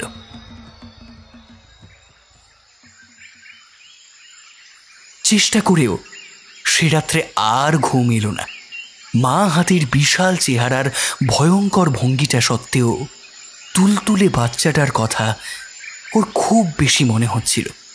সমস্ত শিশুরাই বুঝি এইরকম দুষ্টু আর মিষ্টি। ভোরবেলা বাহাদুর এলো। প্রীতম সিং তাকে ডেকেছেন। চটপট পোশাক পাল্টে অর্জুন বাইরে বেরিয়ে এলো। অফিস বাড়ির বারান্দায় প্রীতম সিং বেতের চেয়ারে বসে আছে। আজ ওর পরনে সাদা স্পোর্টস গেঞ্জি আর খাকি হাফ প্যান্ট। টেবিলে চায়ের পট, কাপ এবং কিছু সিঙ্গারাও রাখা রয়েছে। কাঠের সিঁড়ি পেয়ে উপরে উঠে আসতেই প্রীতম সিং বললেন, কাল রাত্রে হাতি দেখলে? হ্যাঁ। কি মনে হলো? ফাইন। কথাটা খানিকটা ইচ্ছে করেই বলল অর্জুন। ও যে ভয়ে পেয়েছিল সেটা প্রীতম সিংকে না জানানোই ভালো। তাছাড়া 3 কোটির কথা যদি ঠিক হয় তাহলে ওই লোকটি মোটেই সুবিধের নয়। ও যে মোটেই ভীতু সম্প্রদায়ের নয় সেটা ওকে বোঝানো দরকার। প্রীতম সিং একটু অবাক হয়েই তাকিয়েছিলেন। তারপর খানিকটা হেসে বললেন, বুনো হাতিকে দেখে কারো সুন্দর মনে হয় জানতাম না। যাক, তোমার এই জায়গা কেমন লাগছে? বেশ ভালো, কিন্তু আজ সকালেই তোমাকে জঙ্গলের ভিতরে যেতে হবে। এই ব্যাপারে তোমাকে যা যা করতে হবে আমি ডিটেলসে বুঝিয়ে দিচ্ছি। এই ফালতু ঝামেলা হাতে নিয়ে আমার অন্য বিজনেস নষ্ট হতে চলেছে। আমি তোমার উপরে দায়িত্ব দিতে চাই। সিংজি 2 কাপে চা ঢেলে একটা ওর দিকে এগিয়ে দিলেন। বললেন, কাল রাত্রে এখানে হাতি এসেছিল, তা তো দেখেছ। মেচুয়া পুলের ওপাশে কুলি লাইনে ওরা তাণ্ডব করে গিয়েছে। 8টা ঘর ভেঙেছে, যা পেরেছে খেয়েছে। অর্জুন ইচ্ছে করেই চায়ের কাপে চুমুক দিল খানিকটা শব্দ করে। বলল, আমায় কি করতে হবে? জঙ্গলের ভিতরে একটা ক্যাম্প করবে প্রথমে। তোমার হাতে একটা জিপ থাকবে। 4 জনের একটা টিম নিয়ে চলে যাবে তুমি। হাতি জঙ্গল থেকে বের হয় বিশেষ কয়েকটা পথ দিয়ে। এই পথগুলো ছাড়া ওরা নতুন পথ সচরাচর ব্যবহার করে না। সরকারি প্ল্যান অনুযায়ী ওই পথগুলোতে তুমি কিছু জিনিস ছড়িয়ে দেওয়ার ব্যবস্থা করবে। সিংজি এরপর বিস্তারিতভাবে ওকে বুঝিয়ে দিলেন। ওর হুকুমে বাহাদুর 10টা কেরোসিনের টিন নিচে নিয়ে এলো গুদাম ঘর থেকে। সেদিকে তাকিয়ে অর্জুনের গা ঘিন ঘিন করে উঠছিল। আমি মনে করি না এতে কোনো কাজ হবে, কারণ সামান্য বৃষ্টি হলেই ওসব ধুয়ে মুছে সাফ হবে। কাল রাত্রে হয়নি বলে যে আজ হবে না তা কেউ বলতে পারে না। ওরা চাইছে তাই আমাদের করতে হবে। তবে রেঞ্জারের সঙ্গে আমার কথা হয়েছে, তোমাকে 1 বাক্স অ্যালার্ম বোমা দেওয়া হবে। এগুলো ফাটানো খুব সহজ এবং যা শব্দ হয় তাতে হাতি কাছে ঘেঁষবে না। তুমি কি ফায়ার আর্মস ব্যবহার করেছো কখনো? অর্জুনের মনে পড়ল এনসিসিতে থাকতে ওরা রাইফেল ছুঁড়েছিল বেশ কয়েকবার। অতএব গম্ভীরভাবে মাথা নাড়ল। হ্যাঁ। তাহলে তোমাকে একটা রিভলভার দেব। খুব বিপদে না পড়লে ব্যবহার করবে না। এবং মনে রেখো, হাতির বিরুদ্ধে কখনোই না, কারণ রিভলভারের গুলিতে হাতির সামান্য জখম হতে পারে মাত্র, কিন্তু তোমার জীবন নিয়ে নেবে। জঙ্গলে হাতি ছাড়াও এমন অনেক জন্তু আছে, তাদের জন্যই ওটা দিচ্ছি। 2 দিন অন্তর রিপোর্ট পাঠাবে আমাকে। তোমাদের রেশন সেই সময় আমি পাঠিয়ে দেবো। আন্ডারস্ট্যান্ড? চা শেষ করে প্রীতম সিং উঠে পড়লেন। পিছু পিছু অর্জুনও নেমে এলো। প্রীতম সিং বাহাদুরকে জিজ্ঞেস করলেন, যে 4 জন লোককে আসতে বলা হয়েছিল তারা কি এসেছে? বাহাদুর চটপট তাদের হাজির করল। প্রত্যেকেই মজবুত চেহারার নেপালি। হঠাৎ অর্জুনের মনে পড়ে গেল কালকের 3 কোটির কথা। লোকটার জন্য একটু চেষ্টা করলে হয় না? আচ্ছা, এরা সবাই বিশ্বস্ত? ও শিওর। রান্না করতে পারে? প্রশ্নটা সিংজি নিজে ওদের দিকে ছুড়ে দিতে ওরা মুখ চাওয়াচাওয়ি করতে লাগলো। সিংজি সেটাকে আমল না দিয়ে বললেন, তোমরা তো ওখানে রাজভোগ খেতে যাচ্ছ না, সুতরাং সেদ্ধ করতে পারলেই চলে যাবে। দেখুন, কাল বিকেলে আমার একজন পরিচিত লোককে দেখতে পেলাম। বেচারার কাজকর্ম নেই, তা বলছি ওকে সঙ্গে নিতে পারি? গোয়ের কাটায় থাকে। কে? খুব সামান্য লোক, আপনি চিনবেন না। প্রীতম সিং সামান্য চিন্তা করলেন, তারপর বললেন, নিতে পারো, কিন্তু আমি ডেইলি 4 টাকার বেশি দিতে পারবো না। আর কোনো অ্যাক্সিডেন্ট হলে আমি দায়িত্ব নেব না, আন্ডারস্ট্যান্ড? দুপুর নাগাদ ওরা রওনা হলো। রেঞ্জারের অফিস থেকে জঙ্গলের একটা ম্যাপ পেয়েছে অর্জুন। ওরা আজকে মেছুয়া পুলের উত্তরে 5 মাইল গভীরে ক্যাম্প করবে। বোমার বাক্সগুলো কেরোসিনের টিনের সঙ্গে গাড়িতে তোলা হলো। ফরেস্ট ডিপার্টমেন্ট থেকে একটি বিশেষ পরিচয়পত্র ওদের সঙ্গেই রইল, যদিও সমস্ত বিট অফিসারদের এ ব্যাপারে সতর্ক করে দেওয়া রয়েছে। এর মধ্যে অবশ্য এক ফাঁকে চৌমাথার আপ্যায়নে খেতে গিয়েছিল অর্জুন। ঠিক সেই সময় তিনকড়ি কোত্থেকে না জানি উদয় হলো। কাল হাতি দেখলে? অর্জুনের খেয়াল হলো লোকটা কখন যেন অবলীলাক্রমে তাকে তুমি বলতে শুরু করেছে। দিনের আলোয় আজ ভালো করে লোকটাকে দেখল সে। টিয়া পাখির মতো বাঁকানো নাক এবং অসম্ভব রোগা ঢ্যাঙা শরীর। অর্জুন গম্ভীর গলায় বলল, আপনি মাসখানেক কাজ করবেন? খুব দ্রুত মাথাটাকে ওপর নিচ করলো তিনকড়ি। তাহলে একদম দাঁড়াবেন না, সোজা মেছুয়া পুলের রাস্তায় চলে যান, পথে আপনাকে তুলে নেব। তিনকড়ির মুখটা একেবারে উদ্ভাসিত। তারপরই হাত বাড়ালো, 8 আনা পয়সা দাও, মুড়ি খেতে খেতে চলে যাই। ফরেস্ট ডিপার্টমেন্টের লোক তাদের সঙ্গেই চলল। সে জায়গা দেখিয়ে দেবে, যদিও তার কোনো দরকার ছিল না। ম্যাপটা একেবারে জলের মতো পরিষ্কার সবার কাছে। খুঁটিমারি ফরেস্ট রেঞ্জ শুরু হয়েছে সেই ডুডুয়া আংরা ভাষা থেকে। তারপর উঠতে উঠতে নানান রেঞ্জের সঙ্গে জড়িয়ে মিশিয়ে হিমালয়ের কোথায় না কোথায় মিলিয়ে গেছে 4 জন নেপালি, প্রত্যেকেই সশস্ত্র। জিপের সঙ্গে একটা কেরিয়ারে মালপত্র নিয়ে ওরা যখন রওনা হলো তখন প্রায় বেলা 2টো। একটু আগেই আকাশের রং সাবান ধোয়া জলের মতো হয়ে পড়ল আচমকা। হিসেব মতো জঙ্গলে ঢুকে 1 ঘন্টায় স্পটে পৌঁছে যাবে এবং তার মধ্যে বৃষ্টি আসার সম্ভাবনা নেই। ড্রাইভারের পাশে ফরেস্ট ডিপার্টমেন্টের লোক, যার নাম চতুর, এবং একেবারে ধারে ছিল অর্জুন। কাঠের গোলাগুলো ছাড়িয়ে দুপাশে সবুজ গালিচার মতো চা গাছগুলোকে রেখে জিপ সাঁই সাঁই করে ছুটে যাচ্ছিল। চোখে মুখে বাতাস লাগায় অর্জুনের বেশ চমৎকারই লাগছিল।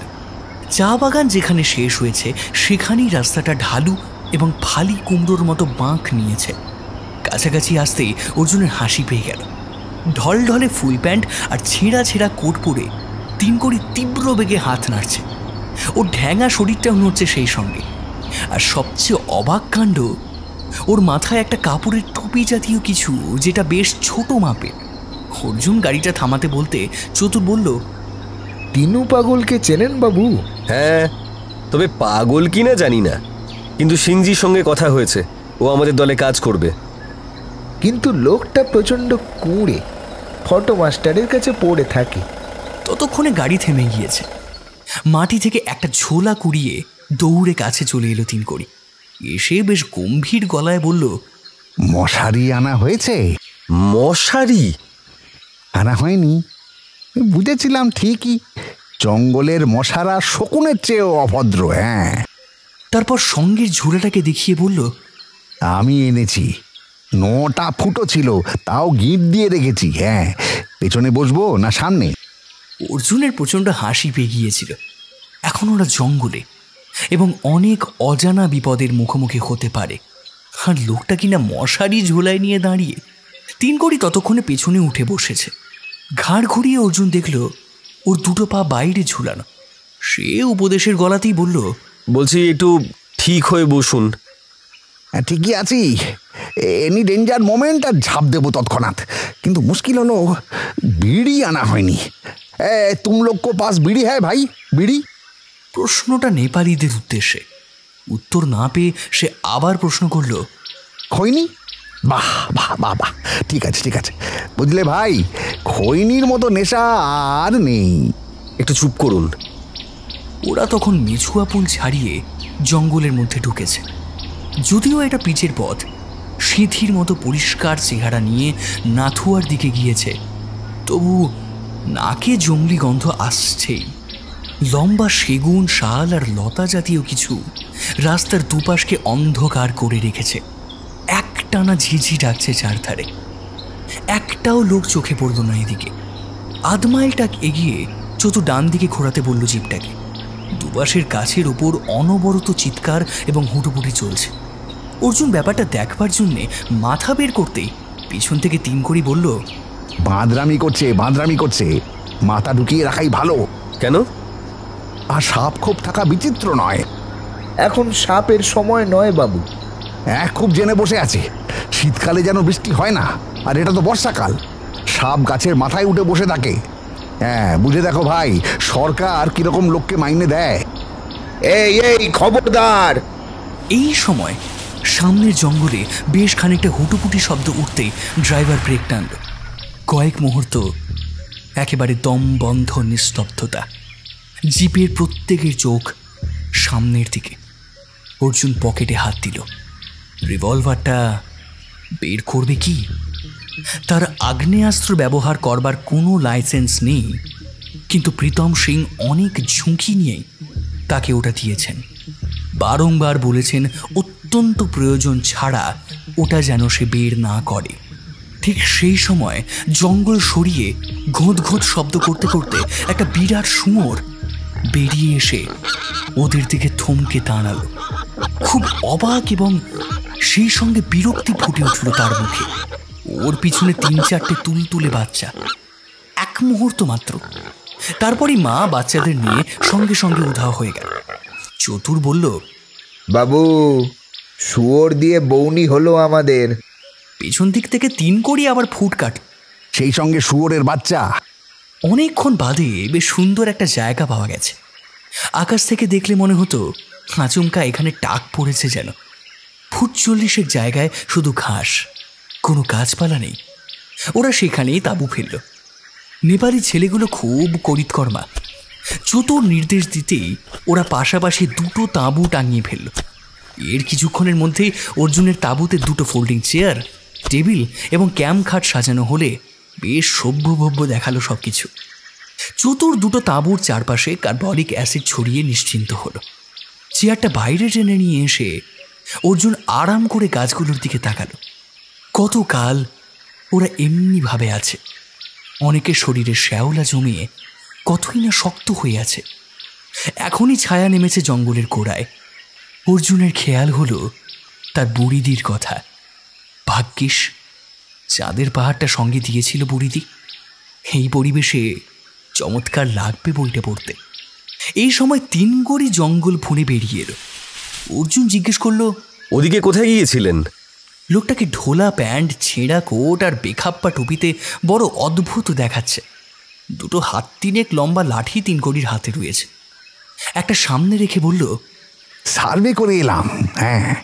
ঠিক পিছনেই একটা ঝর্ণা আছে, পাথর ঠোকরা বাঁচছে না? দারুণ টেস্ট, একেবারে কিলবিল করছে ওখানে। লাঠিটা রাখো, প্রয়োজন লাগবে। অর্জুন লাঠিটা নিয়ে উঠে দাঁড়ালো। বেশ শক্ত, হাতে নিলে বেশ আত্মবিশ্বাস আসে। সে 3 গড়িকে গম্ভীর গলায় বলল, আপনি এলোমেলো না ঘুরে বেরিয়ে ওদের সঙ্গে হাত মেলান, অনেক কাজ বাকি আছে। আমি লেবারের কাজ করব? 3 গড়ি যেন আকাশ থেকে পড়ল। আরে আপনি তো কাজ করতেই এসেছেন। ইয়েস, সেটা তোমাকে হেল্প করতে, আমি কুলি নই। অর্জুন লোকটার দিকে কিছুক্ষণ তাকিয়েও শেষ পর্যন্ত কঠোর হতে পারল না।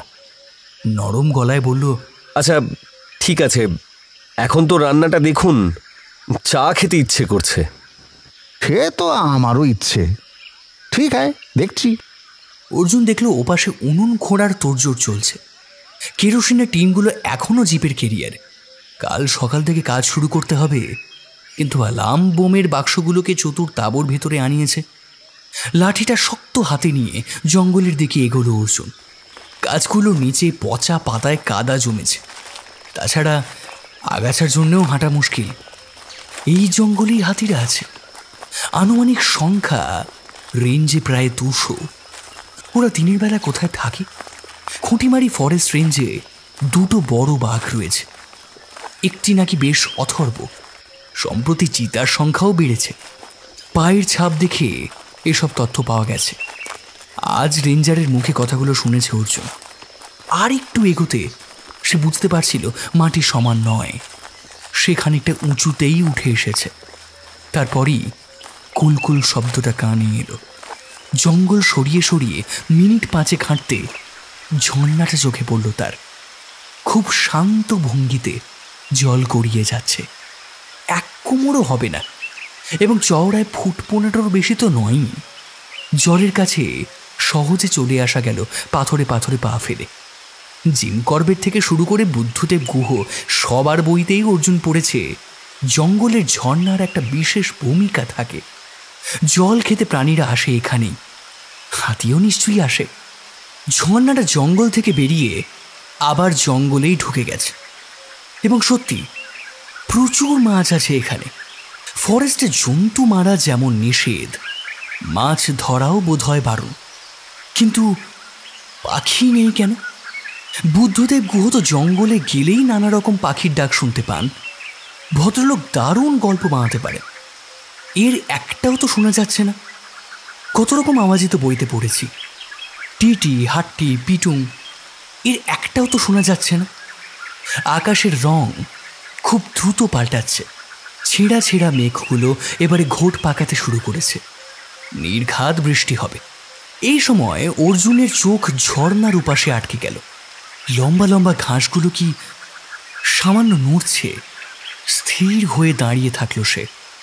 হঠাৎ পেছন থেকে একটা হ্যাঁচকা টান আসতেই অনেকটা ভেতরে ছিটকে এলো অর্জুন। এমন নার্ভাস হয়ে গিয়েছিল যে তিনকড়িকে চিনতে সময় লাগলো তার। কিন্তু তিনকড়ি কথা বলার সুযোগ দিল না। প্রবল বিক্রমে ডান হাতের লাঠিতে গাছ ভাঙছে আর মুখে বিকট আওয়াজ করে অর্জুনকে টানতে টানতে জিপের রাস্তায় নিয়ে এসে সে বলল, এটা সেই পুরো বাঘটা। এটা ঝাঁপ দিতে সাহস পাচ্ছিল না, নইলে এতক্ষণ হাতি তাড়ানো বেরিয়ে যেতক্ষণ। কথাটা শোনা মাত্র শরীর ঠান্ডা হয়ে গেল অর্জুনের। তিনকড়ি কি তাহলে চোখে চোখে রেখেছিল তাকে? ভাগ্যিস এসেছিল পিছনে, না হলে লোকটার ওপর আরো বেশি যেন নির্ভরতা বাড়ল। কিন্তু কয়েক পা হাঁটতেই ওর চোখ একটা সিগারেটের প্যাকেটে আটকে গেল। সিগারেটের প্যাকেটটা ঘাসের ওপর নেতিয়ে পড়ল সামনে এগিয়ে যাওয়া তিনকড়ির পকেট থেকে। তিনকড়ি সামনের দিকে তাকিয়ে সমানে বকবক করে যাচ্ছে। কি মনে হতে সামান্য ঝুঁকে প্যাকেটটা দ্রুত পকেটে পুরে ফেলল অর্জুন।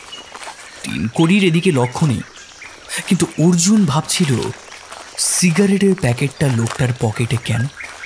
দুদিন ধরে দেখছে ও বিড়ি খায়, এবং এ যাত্রায় বিড়ি আনতে ভুলে যাওয়ায় খৈনি চেয়ে খাচ্ছে।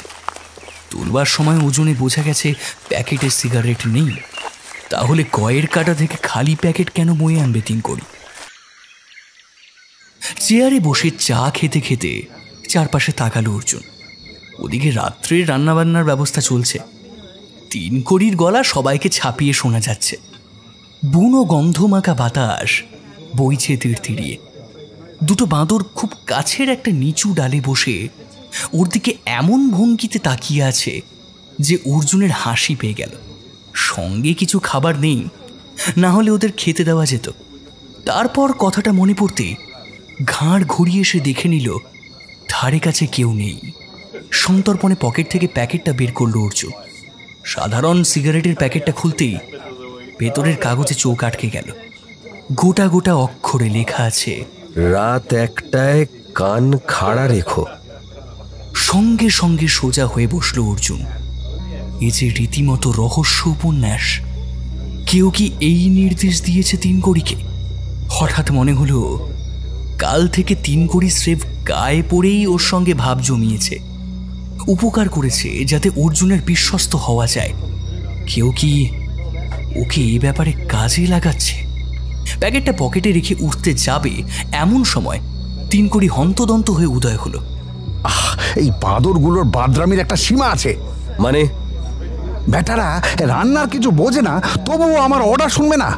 ঝাল আমার একদম সহ্য হয় না, তবু গাদা করছে লঙ্কা ঢেলেছে। তিনকড়ি যেন প্রতিবাদ করলো।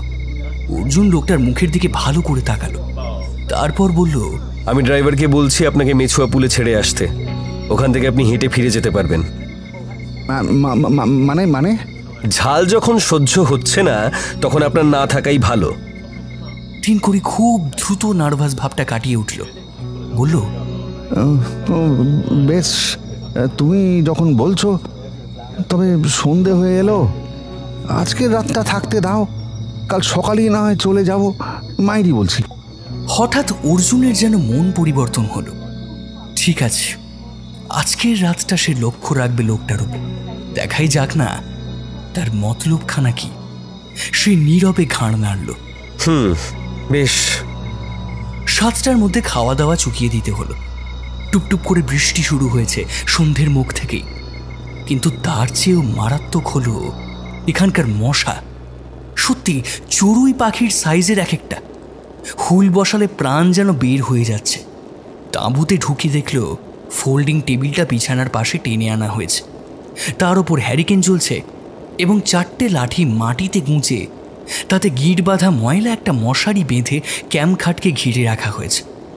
জঙ্গলে বোধহয় একটু বেশি ঠান্ডা পড়ে, বৃষ্টির জন্যেও হতে পারে। অর্জুন যখন শোয়ার তোড়জোড় করছে তখন চতুরীর, বৃষ্টিতে তো আগুন জ্বালা যাবে না, এ মুশকিল হলো। অর্জুনের মনে পড়ল রাত্রে জঙ্গলে আগুন জেলে রাখলে বন্য জন্তুরা দূরে থাকে। সে জিজ্ঞাসা করল, ভয়ের কিছু আছে নাকি? ভয় নেই বলি কি করে, হাতির পাল আসতে পারে, চিতারা আছে, 2টো বাঘও ঘোরে, হায়না আছে। আচ্ছা বাবু, আমি কি এক একজনকে 2 ঘন্টা করে পাহারা দিতে বলবো? হ্যাঁ তাই ভালো, তবে 3 কড়িকে পাহারা দিতে হবে না। হ্যাঁ আমিও তাই ভেবেছি বাবু। কেন? বাবু দিতে বললে ঘুমুবে, ও একা 2 জনের ভাত খেয়েছে। চতুর চলে গেল। তাঁবুর মুখ বন্ধ করে মশারির ভেতর ঢুকে গেল অর্জুন। ক্যাম্প খাটে শোয়ার অভিজ্ঞতা তারই প্রথম। খাস জঙ্গলে শুয়ে সেটা মন্দ লাগছে না। 3 কড়ির জন্য মন খুঁত করছে। লোকটা সত্যি রহস্যময়। হাত বাড়িয়ে হ্যারিকেনের আলোটা বাড়িয়ে বইটা টেনে নিল সে। বইটা চোখের সামনে রেখে সামান্য কান খাড়া করতেই অজস্র শব্দ শুনতে পেল সে। রাত্রিরের জঙ্গল শুধুই শব্দ করে যায় কেন? তবে এই শব্দগুলোর মধ্যে কোনো অস্বাভাবিকত্ব নেই। কোথাও হয়তো কোনো পাখি বিরক্তিতে চেঁচিয়ে উঠল, সেই শুনে আবার একটা হায়না খানিক হেসে নিল।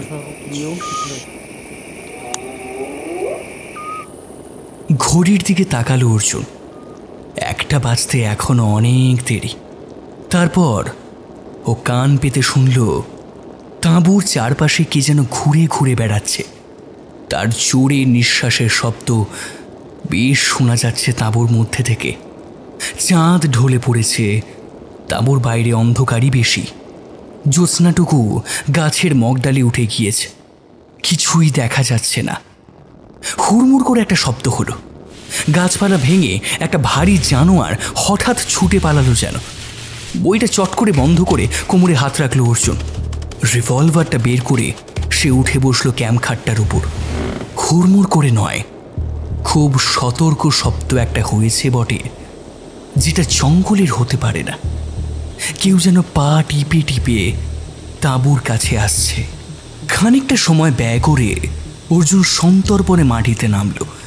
তারপর টেবিলের উপর রাখা টর্চটাকে তুলে নিঃশব্দে তাঁবুর দরজার কাছে এসে দাঁড়ালো। ডান হাতের মুঠোয় রিভলভারের বাঁটটায় কাঁপুনি লেগেছে। তাঁবুর দরজা ফাঁক করে বাইরে তাকালো সে। একেবারে ঘুটঘুটে অন্ধকার। আকাশে মেঘ থাকায় আলোর নামমাত্র নেই। প্রথমে কিছুই নজরে এলো না ওর। তারপর একটু একটু করে চোখ সয়ে যেতে লাগলো। আসলে অন্ধকারেরও একটা নিজস্ব আলো থাকে। সেই আলোটা একবার খুঁজে পেলে আর অসুবিধে হয় না।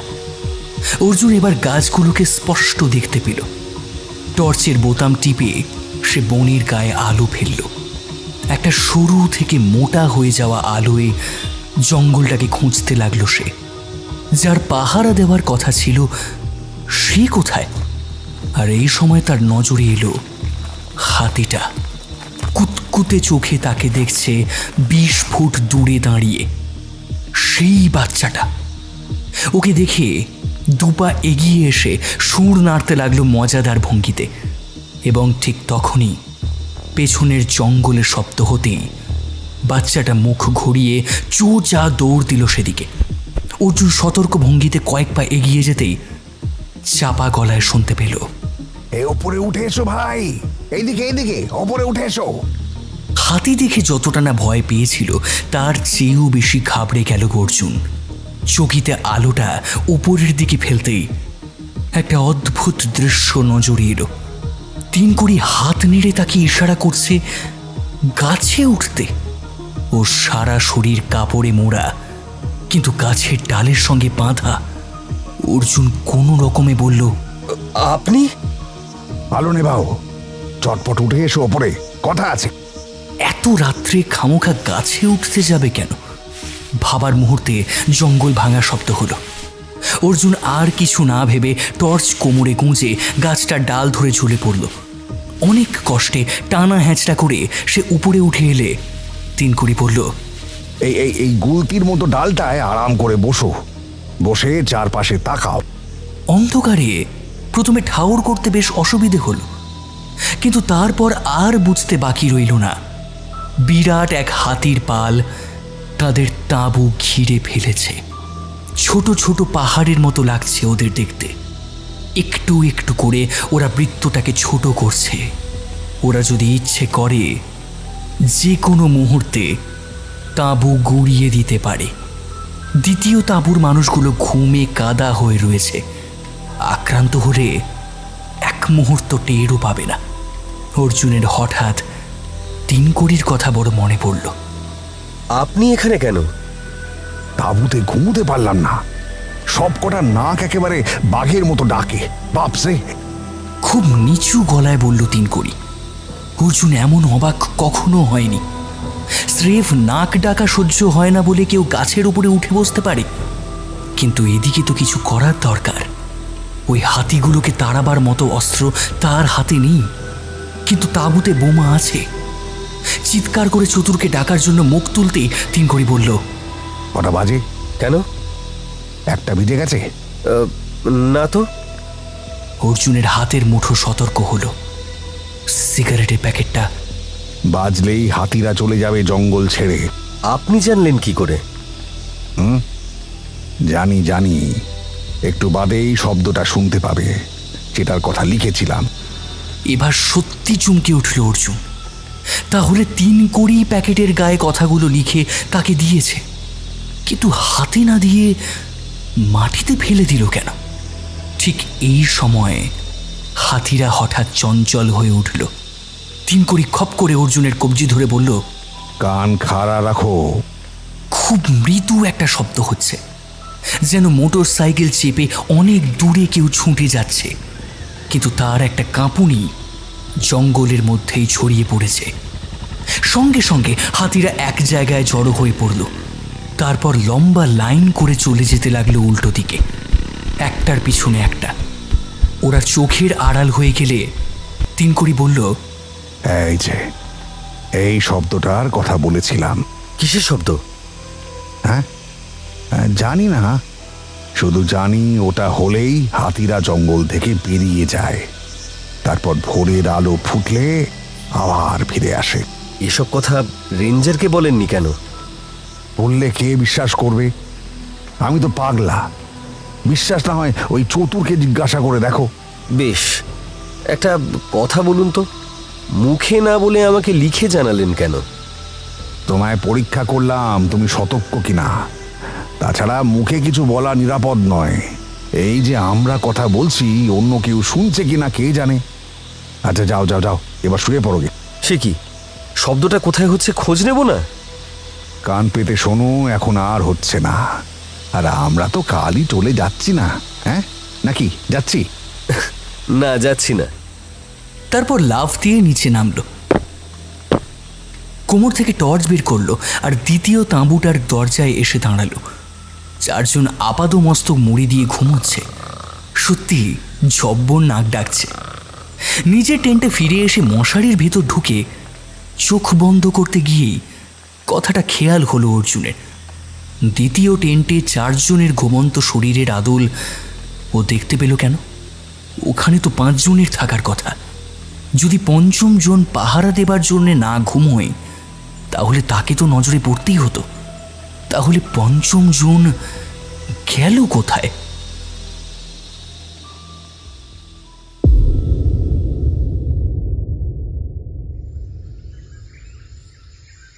সকালবেলায় জঙ্গলটাকে চমৎকার লাগলো। চাঁপা ফুলের মতো রোদ জমেছে গাছের মাথায়। ওদের তাঁবুর কাছে এখনো শিশির ভেজা ছায়া। চায়ের কাপ নিয়ে বসেছিল অর্জুন। এমন সময় চতুর এলো, বলল, বাবু এখনই কাজ শুরু করবেন? হ্যাঁ, একজনকে রান্না বান্নার জন্য এখানে রেখে যাও। না বাবু, কেউ একা থাকতে চাইছে না। কাল এখানে হাতি এসেছিল, সবাই বুঝতে পেরেছে আজ, তাই। এমন সময় 3 কড়ির গলা পাওয়া গেল। ঠিক আছে, আমি থাকছি। ডিমের ঝোল আর ভাত রেঁধে খাওয়াবো, কেমন? অর্জুন দেখল 3 কড়ি বিরাট মগে করে চা খাচ্ছে। কথাটা বোধহয় চতুরের পছন্দ হলো না। উত্তরে সে বলল, বাবু এই পাগলটাকে একা একা রেখে যাওয়া ঠিক হবে? হ্যাঁ থাক, ও বরং এসব কাজই করুক। যেসব পরিচিত পথে হাতিরা জঙ্গল থেকে বের হয়ে লোকালয়ে যায় সেগুলো চতুরের ভালোই চেনা। তার 2-1টা তো গতকালের যাওয়া আসাতেই আরো স্পষ্ট হয়েছে। এই রাস্তাগুলো বন্ধ করে দিতে হবে। না, কোনো দেওয়াল বা পেড় দিয়ে নয়। বিশেষজ্ঞরা মনে করেন হাতি বাঘকে সবচেয়ে বড় শত্রু মনে করে। বাঘ যে অঞ্চলে থাকে হাতি তার ধারে কাছে ঘেঁষে না। অতএব এই হাতিগুলোকে বাঘের ভয় দেখাতে হবে। প্রীতম সিং যে টেন্ডার দিয়েছেন তা হলো হাতির কাছে বাঘের অস্তিত্ব প্রমাণ করার রসদ সংগ্রহ করে এই সব বনপথে ছড়িয়ে দেওয়া। কেরোসিনের টিনগুলো খোলা হলো। ওগুলো এয়ারটাইট রাখা হলেও শুকিয়ে এসেছে এর মধ্যেই। ব্যাপারটা জানা সত্ত্বেও গা ঘিন ঘিন ব্যাপারটা এড়াতে পারছিল না অর্জুন। একটু দূরে দাঁড়িয়ে ও নির্দেশ দিতে লাগলো। কিভাবে বাঘের মল ছড়িয়ে দিতে হবে প্রীতম সিংহকে বুঝিয়ে দিয়েছেন। এই মলের গন্ধ পেলে হাতি এ রাস্তায় কখনো পা রাখবে না। ওরা যদি উল্টো পথ বেয়ে জঙ্গলের আরো গভীরে ঢুকে যায় তাহলে তো রক্ষে। সেই সুযোগই নেওয়া হচ্ছে। কিন্তু শুধু এই খুঁটিমারি রেঞ্জ কেন, তরাইয়ের সর্বত্র হাতি জঙ্গল থেকে নানা কারণে বেরিয়ে আসছে। সব রাস্তা বন্ধ করার মতো ওই দ্রব্য যে পরিমাণে প্রয়োজন তত বাঘই নেই ভারতবর্ষে। তাছাড়া চিড়িয়াখানা থেকেই ওটা আনা সম্ভব। আর কটাই বা চিড়িয়াখানা আছে? 3টে কেরোসিনের টিন খালি হওয়া দেখতে দেখতে নিজেরই হাসি পেয়ে গেল। সে চাকরিটা পেয়েছে বটে, কিন্তু কত আজগুবি পথে সরকারের পয়সা জলে চলে যায় সেও দেখে অবাক। আচ্ছা, যদি আজ দুপুরে বৃষ্টি হয় তাহলে এসব পণ্ডশ্রম হয়ে যাবে নাকি? চতুর কোনো কাজ করছিল না। সে বন বিভাগের লোক। প্রীতম সিংয়ের কাজ সে কেন করবে? জিপের গায়ে হেলান দিয়ে সে নেপালিদের কাজ লক্ষ্য করছিল। হঠাৎ অর্জুন লক্ষ্য করল চতুরের কনুইয়ের ওপরে একটা ব্যান্ডেজ। গতকাল তো কই, এটা সে লক্ষ্য করেনি তো। সে জিজ্ঞাসা করল, তোমার হাতে কি হয়েছে চতুর? একটু যেন হকচকিয়ে গেল। তারপর জোর করে হাসবার চেষ্টা করে চতুর বলল, কিছু না, আজ সকালে গাছের ডাল লেগে একটু ছড়ে গেছে। উত্তরে অর্জুন কিছু বলল না, কিন্তু ওর বিশ্বাস চতুর মিথ্যে কথা বলছে। কারণ এত ভালো ব্যান্ডেজ সঙ্গে নিয়ে ওরা জঙ্গলে মোটেই আসেনি, এবং চতুরের মতো একজন সামান্য কর্মচারীর কাছে ওরকম ব্যান্ডেজ থাকাটা একটু যেন অস্বাভাবিক। তাহলে কি গত রাত্রে চতুরই তাঁবুতে ছিল না? বেলা 12টা নাগাদ ওরা গয়ের কাটায় যাবার সবকটা জঙ্গলি পথে বাঘের মল ছড়ানো শেষ করল। মাথার উপরে চম্মনে রোদ জ্বললেও ঘন গাছের ছায়া ওদের আড়ালে রেখেছিল। আর মাত্র 2টো টিন রয়েছে বাকি। অর্জুন সেগুলোকে আজই খরচ করতে চাইল না। তাছাড়া খিদেও পেয়ে গিয়েছিল প্রচণ্ড। অর্জুন ওদের টেন্টে ফিরবার নির্দেশ দিল। গাছে গাছে অজস্র বাঁদর ছাড়া আর কোনো প্রাণী তার চোখেই পড়ছে না। এমনকি আজও পাখিদের ডাক শুনতে পাচ্ছে না অর্জুন। চতুরকে কারণটা জিজ্ঞেস করবে ভেবেও ও করল না। লোকটার সঙ্গে বেশি কথা বলতে আর ইচ্ছে করছে না। মাটির রাস্তায় প্রায় লাফাতে লাফাতে জিপটা ওদের নিয়ে চলছিল। পেছনে ক্যারিয়ারটা থাকায় আরও বেশি অসুবিধে হচ্ছে। একটা বাঁক ঘুরতেই ড্রাইভার চিৎকার করে ব্রেক কষতে জিপটা থরথরিয়ে কেঁপে উঠে থেমে গেল। সামনে তাকিয়ে অর্জুনের হৃৎপিণ্ড যেন এক লহমার জন্য একেবারে অকেজো হয়ে গেল। একটা বিশাল মেটে রঙা হাতি ঠিক রাস্তার মাঝখানে দাঁড়িয়ে আছে স্থির হয়ে। তার দুটো চোখই একেবারে জিপের দিকে, কান স্থির। এখন দূরত্ব 25 গজও হবে না। রাস্তাটা এমন যে কোনোভাবেই জিপটাকে ঘোরানো যাবে না। ক্যারিয়ার পিছনে নিয়ে ব্যাক করাও অসম্ভব। চতুর বলল, বোম ফাটাবো বাবু? বোম? বোম এনেছো নাকি? হ্যাঁ বাবু, তিনু পাগলার কাছে ওগুলো না রেখে সঙ্গে এনেছি। কেরিয়ারে আছে, 2-3টে ফাটালেই ব্যাটা পালাবে। হাতিটা নড়ছে না, সরে যাওয়ারও কোনো গরজ নেই। অর্জুন রিভলভারটাকে একবার ছুঁয়ে নিল। অত বড় জন্তুটার বিরুদ্ধে এটা কোনো কাজেই লাগবে না হয়তো। সে ঘাড় নাড়তেই চতুর লাফিয়ে নিচে নেমে ক্যারিয়ারের দিকে ছুটে গেল। তারপর বাক্স ভেঙে দুটো বোমা বের করে জিপের সামনে এগিয়ে এলো। অর্জুন বলল, দেখো, গায়ে মেরো না, শুধু ভয় দেখাও। এটাই খালি শব্দ হয়, শব্দতেই ব্যাটা ভয় পালাবে। বলা মাত্রই একটা বোমা ফাটালো চতুর। প্রচণ্ড শব্দ হতেই হাতিটা নড়ে উঠে এক পা পিছিয়ে গিয়ে মাথার ওপর সুর তুলে একেবারে চিৎকার করে উঠল। চতুরের বোধহয় সাহস বেড়ে গিয়েছিল। সে আরও একটু এগিয়ে দ্বিতীয় বোমাটা ফাটানো মাত্র দৃশ্যটা চোখে পড়ল অর্জুনের। দুপাশ থেকে আরও 4টে দাঁতালো হাতি জঙ্গল ভেঙে ছুটে আসছে জিপের দিকে। ড্রাইভার বলল, বলা মাত্র ওরা 6 জন জিপ থেকে লাফিয়ে নেমে পিছন দিকে ছুটতে শুরু করলো। কিন্তু ওদিকে জঙ্গলের শব্দও হচ্ছে। তার মানে হাতিরা এই পথে লুকিয়ে অপেক্ষায় বসেছিল। হঠাৎ একটা রক্তহীন করা আর্তনাদ কানে আসতেই অর্জুন পিছন ফিরে তাকিয়ে শীতলভাবে পাথরের মতো দাঁড়িয়ে পড়ল। চতুর বোধহয় দুপাশের হাতিদের অস্তিত্ব সম্পর্কে মোটেই সচেতন ছিল না।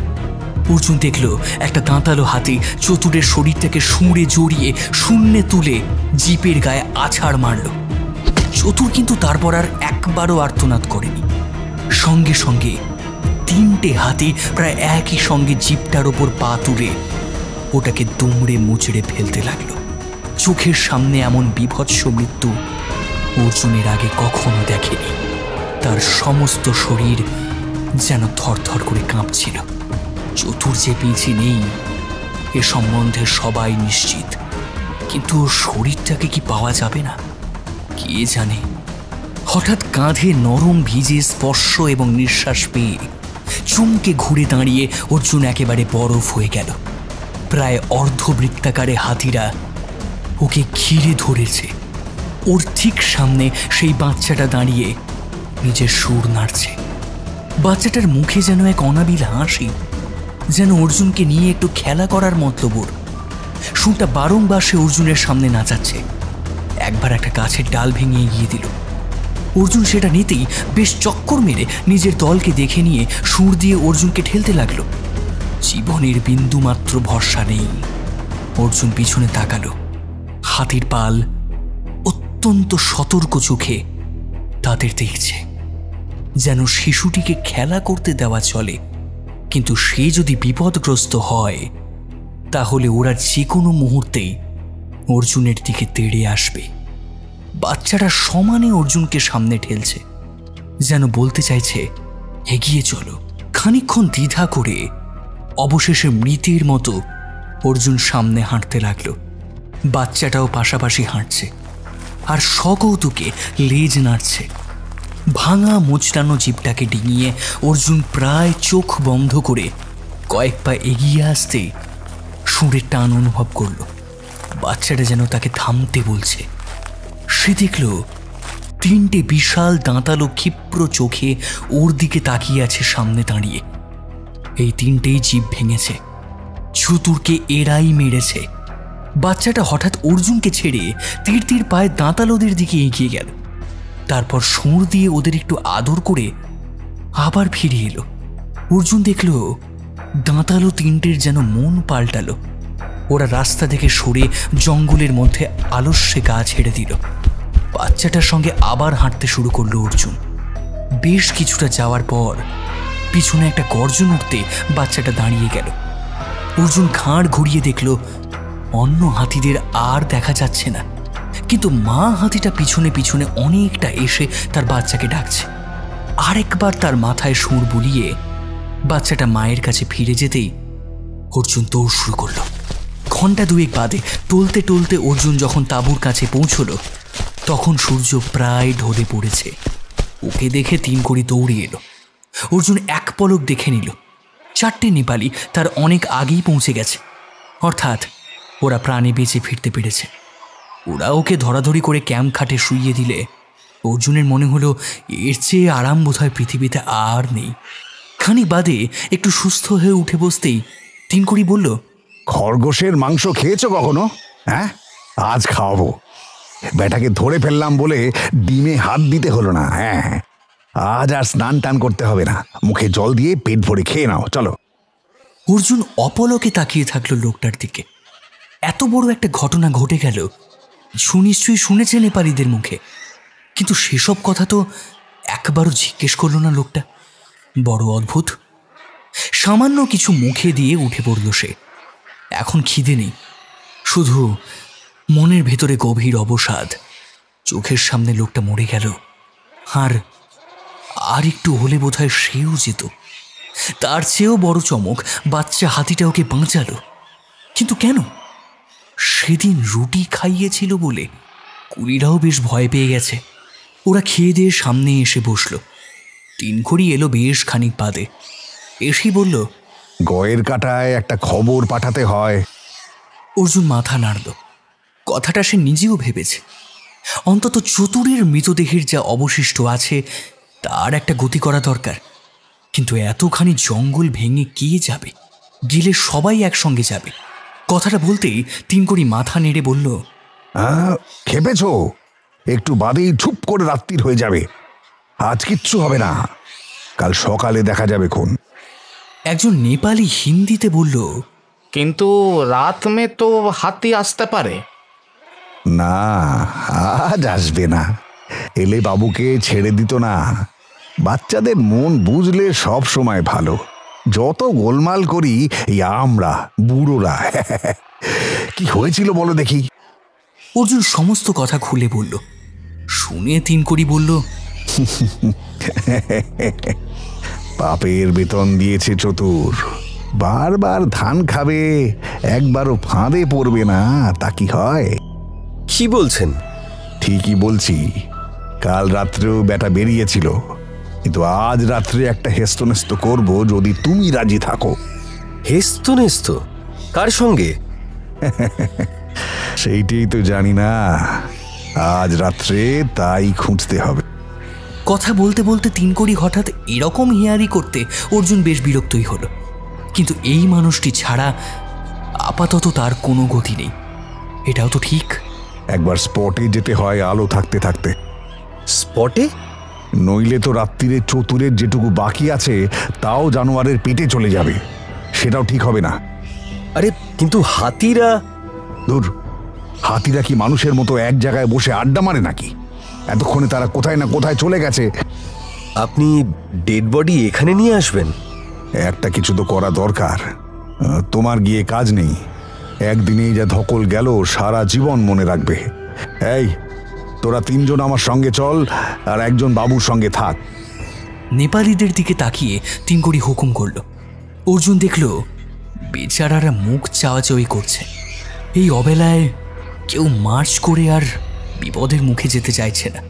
কিন্তু তিনকড়ি ছাড়বার পাত্রই নয়। সে বুকে ঝুঁকে আদর করে তিনজনকে নিয়ে রওনা হয়ে গেল তক্ষুনি। গাছের মাথায় রোদ উঠে গেছে। একটানা ঝিঁঝির শব্দটা এখন প্রায় কানে শুয়েই গেছে। অর্জুন মনে মনে সমস্ত ব্যাপারটা খতিয়ে দেখার চেষ্টা করতে লাগল। প্রথমত ডুয়ার্সের সমস্ত জঙ্গল থেকেই হাতিরা বেরিয়ে এসে লোকালয়ের উপর যে হামলা করছে তার দুটো কারণ থাকতে পারে। হয় জঙ্গলে খাদ্যাভাব, নয় তাদের অস্বাভাবিক সংখ্যা বৃদ্ধি। প্রীতম সিং এই অঞ্চলে যে কন্ট্রাক্ট পেয়েছেন সেটা যদিও হাস্যকর, তবু খুঁটি মারি দিয়ে না বেরিয়ে হাসি মারা বা গরু মারা দিয়ে হাতিদের বের হতে কোনোই অসুবিধে নেই। অবশ্য যদি না সব অঞ্চলেই একসঙ্গে হাতি আটকানোর কাজ শুরু হয়। এসব নিয়ে মাথা ব্যথা করে অর্জুনের কোনো লাভ নেই। কিন্তু রহস্য হলো ওই রাত 1টার শব্দটা, ওটা কিসের? ওটা আরম্ভ হলেই হাতিরা দল বেঁধে জঙ্গল ছেড়ে যায় কেন? কাল রাত্রে চতুর এই গভীর জঙ্গলে কার সঙ্গে দেখা করতে গিয়েছিল? তাহলে কি এই জঙ্গলে মাঝরাত্রিরে কেউ বা কারা আসা যাওয়া করে, যাদের হাতিরা ভয় পায়, এমনকি পাখিরাও? কারণ এই বিশাল জঙ্গলে কোনো পাখি নেই। এটা হয় কি করে? অন্য জঙ্গলে কি হচ্ছে কে জানে, কিন্তু এই রেঞ্জে যদি রাত্রিরের রহস্যটি সমাধান করা যায় তাহলে হাতিদের আটকানো যেতে পারে। জঙ্গলে তো বনরক্ষী আছে, বিভিন্ন অঞ্চলে বিট অফিসার আছে, তারা কিছু টের পাচ্ছে না কেন? তারা এই শব্দটা শুনতে পাচ্ছে না? অর্জুনের বুদ্ধিতে এর কোনো ব্যাখ্যা কিছুতেই মিলল না। ঠিক সেই সময় একটা হাউমাউ চিৎকার শুনে চমকে ঘুরে দাঁড়াতে অর্জুন এক অদ্ভুত দৃশ্য দেখতে পেল। নেপালি ছেলেটি মাটিতে গড়াগড়ি খাচ্ছে এবং দ্বিতীয় তাঁবুটি ঘিরে আগুনের শিখা উঠছে। অর্জুনের চোখের সামনে দাউ দাউ করে জ্বলে গেল তাঁবুটা। এক ছুটে নেপালিটির পাশে পৌঁছে তাকে টেনে তুলল অর্জুন। বেচারার জামার কয়েক জায়গায় পুরা দাগ, চামড়ায় আগুন লাগেনি।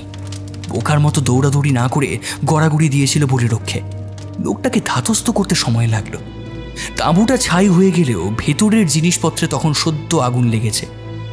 অর্জুন ছেলেটিকে নিয়ে যতটা পারল সেগুলোকে বাঁচালো। আগুন নিভে যাওয়ার পর উৎকট ধোঁয়া বের হচ্ছে। অর্জুন তখন নেপালিটিকে নিয়ে পড়ল। যা জানা গেল তা হলো সে নাকি তাঁবুর গায়ে হেলান দিয়ে হাতিদের কথা ভাবছিল।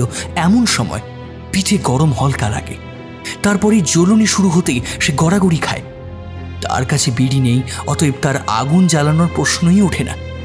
দুপুরে রান্নার পর উনুন নিভিয়ে দিয়েছিল তিনকড়ি। সেখানে গিয়ে এক ফোঁটা আগুন দেখতে পেল না অর্জুন। তাহলে তাঁবুতে আগুন লাগলো কি করে? ওরা কি দিন দুপুরে লণ্ঠন জ্বালিয়ে দিয়ে গিয়েছিল? উদ্ধার করা লণ্ঠন হাতে নিয়ে অর্জুন বুঝতে পারল অনেকক্ষণ তাতে আগুন পড়েনি। তাহলে বাইরের কেউ এসে আগুন দিয়েছে। এই গভীর জঙ্গলে কেই বা আসবে? অর্জুনের শরীর শিরশির করে উঠল।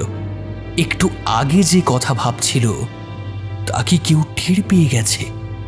অর্জুন সতর্ক চোখে চারপাশে তাকালো। তারপর পকেট থেকে রিভলভারটা বের করে পুড়ে যাওয়া তাঁবুর পিছনে পায়ে পায়ে চলে এলো। ওকে এই ভঙ্গিতে দেখে নেপালিটিও বোধহয় আন্দাজ করে নিয়ে তার ভোজালির বাঁটে হাত রেখে সতর্ক ভঙ্গিতে অর্জুনকে অনুসরণ করল। তাঁবুর কিছু পরেই জঙ্গল। কেউ এসেছিল কিনা বোঝার কোনো উপায় নেই।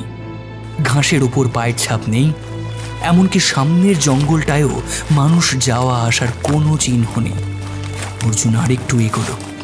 চক্রাকারে অনেকটা ঘুরেও না, কোনো হদিশ পাওয়া গেল না। শেষ পর্যন্ত ক্লান্ত হয়ে যখন ফিরে আসছে তখন নেপালিটি একটা বুনো গাছের গোড়াকে ভোজালির এক কোপে কেটে দিল। শেকড় জাতীয় গাছ। অর্জুন বিশেষ লক্ষ্য করল না। পুরা টেন্টের সামনে আসতে গা ছমছম করতে লাগলো। অর্জুনের মনে হতে লাগলো কেউ যেন সারাক্ষণ তাদের লক্ষ্য করে যাচ্ছে।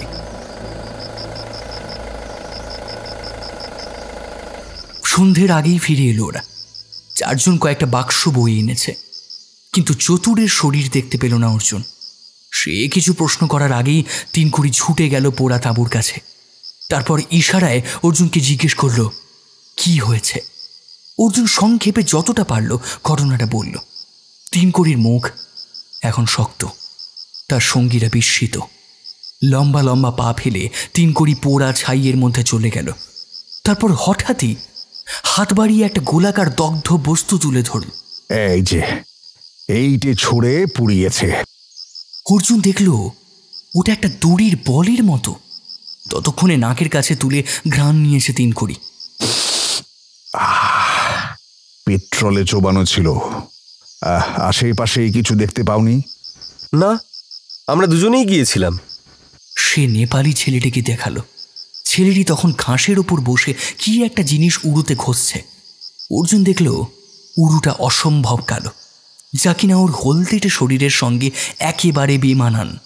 কথাটা বলতেই অর্জুনের খেয়াল হলো সে তো এই বলটাকে আগে দেখতে পায়নি। অতএব কিছু তো তার নজরের বাইরেও থাকতে পারে। থাক, এ নিয়ে ভেবে লাভ নেই। আচ্ছা, চতুরের কি হলো? আনা যাবে না, একদম মাটির সঙ্গে মিশিয়ে দিয়েছে। একটা ঘুঁটের মতো আদল হয়ে গেছে শরীরটার। গাড়ির ভাঙা টিন ফিন দিয়ে ঠেকে ঢুকে এলাম। তোমার সঙ্গে কথা আছে, এসো। বলুন। এখানে নয়, চলো ওই গাছটায় উঠে বসি। সে কি, খামোখা গাছে উঠবো কেন? দেওয়ালের যদি 10টা কান থাকে তো জঙ্গলের 100টা। হ্যাঁ, ওপরে উঠলে তো শব্দ হাওয়ায় ভেসে যাবে। ঠিক আছে, তোমার তাঁবুর ভেতরে চলো। অর্জুন নেপালিদের বলল, তোমরা একটু চারিদিকে লক্ষ্য রাখো, খারাপ কিছু মনে হলেই আমাকে ডাকবে, কেমন? তাঁবুতে ঢুকে অর্জুন দেখল 3 কড়ি পকেট থেকে অনেকগুলো লালচে নোট বের করে টেবিলের ওপর রাখছে। ওকে দেখে বলল, মোট 1,500 টাকা। বেটা 300 টাকা মাইনে পেত কিনা সন্দেহ। কোথায় পেলেন এত টাকা? হ্যাঁ, চতুরের পকেটে। বডিটা গেছে কিন্তু জামা কাপড় তো যায়নি। তবে এই টাকাগুলোতে বড্ড রক্ত লেগেছে, এই যা। টাকাগুলো ওর কাছে এলো কি করে? হ্যাঁ, সেটাই তো ভাবছি। এত টাকা পকেটে নিয়ে কেউ জঙ্গলে বেড়াতে আসে না। তাছাড়া ওর অবস্থা যে ভালো ছিল না সেটা তো আমি জানি। বড় গোলমাল লাগছে। হে, লোভ মানুষের বড় শত্রু। তাহলে কেউ নিশ্চয়ই এখানেই টাকাটা দিয়েছে ওকে। আলবাত। গত রাত্রে ও ছিল না এখানে। আজ আমি ওর হাতে একটা ব্যান্ডেজ দেখেছি। আপনি এতগুলো নোট নিয়ে এলেন, আমার মনে হচ্ছে এসব খবর এখনই গয়ের কাটায় জানানো দরকার। চলুন, দল বেঁধে রওনা দিই। 3 কড়ি ওর মুখের দিকে কিছুক্ষণ হাঁ করে তাকিয়ে থাকল। অস্বস্তি হচ্ছিল অর্জুনের। সে জিজ্ঞাসা করল, কি হলো? দূরত্বটা জানো? হ্যাঁ, এই রাত্রে পথ চিনে যেতে পারবে? বারংবার তোমাকে হাতির বাচ্চা বাঁচাতে আসবে না। তাছাড়া চলে যাওয়ার জন্য তো আমি এখানে আসিনি। ভেবেছিলাম তোমাকে কিছু জানাবো না, কিন্তু এখন আর চেপে রেখে কোনো লাভ নেই। না, এখন নয়, সময় এলেই তুমি জানতে পারবে। আজ রাত্রে আমাদের ঘুমোলে চলবে না। এই জঙ্গলের হাতিরা যাতে হুটপাট করে না বের হয় তার ব্যবস্থা আজই করতে হবে।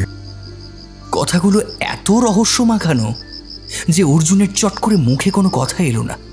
তারপর সে বলল, কিন্তু আমরা তো সিংজির চাকরি নিয়ে জঙ্গলে এসেছি। আমাদের যা যা করতে বলা হয়েছে তাই করব। অন্য ব্যাপারে নাক গলি লাভ কি? আজ যারা তাঁবু জ্বালিয়েছে তারা যদি রাত্রে তোমাকে পুড়িয়ে মারে, শোনো ভাই, আক্রান্ত হওয়ার চেয়ে আক্রমণ করা প্রকৃত বুদ্ধিমানের কাজ। তুমি ভয় পাচ্ছ নাকি? রাত্রের খাওয়া খুব নমনম করে সারা হলো। 3 কড়ি নেপালি 4 জনকে কি বুঝিয়েছে সেই জানে। ওরাও দেখা যাচ্ছে বেশ উত্তেজিত। সন্ধ্যের পর থেকেই আজ বেশ ফোঁটা ফোঁটা জল পড়ছে আকাশ ছুঁইয়ে। খাওয়া দাওয়া সেরে ওরা সবাই কিছুক্ষণ অর্জুনের তাঁবুতে বসেছিল।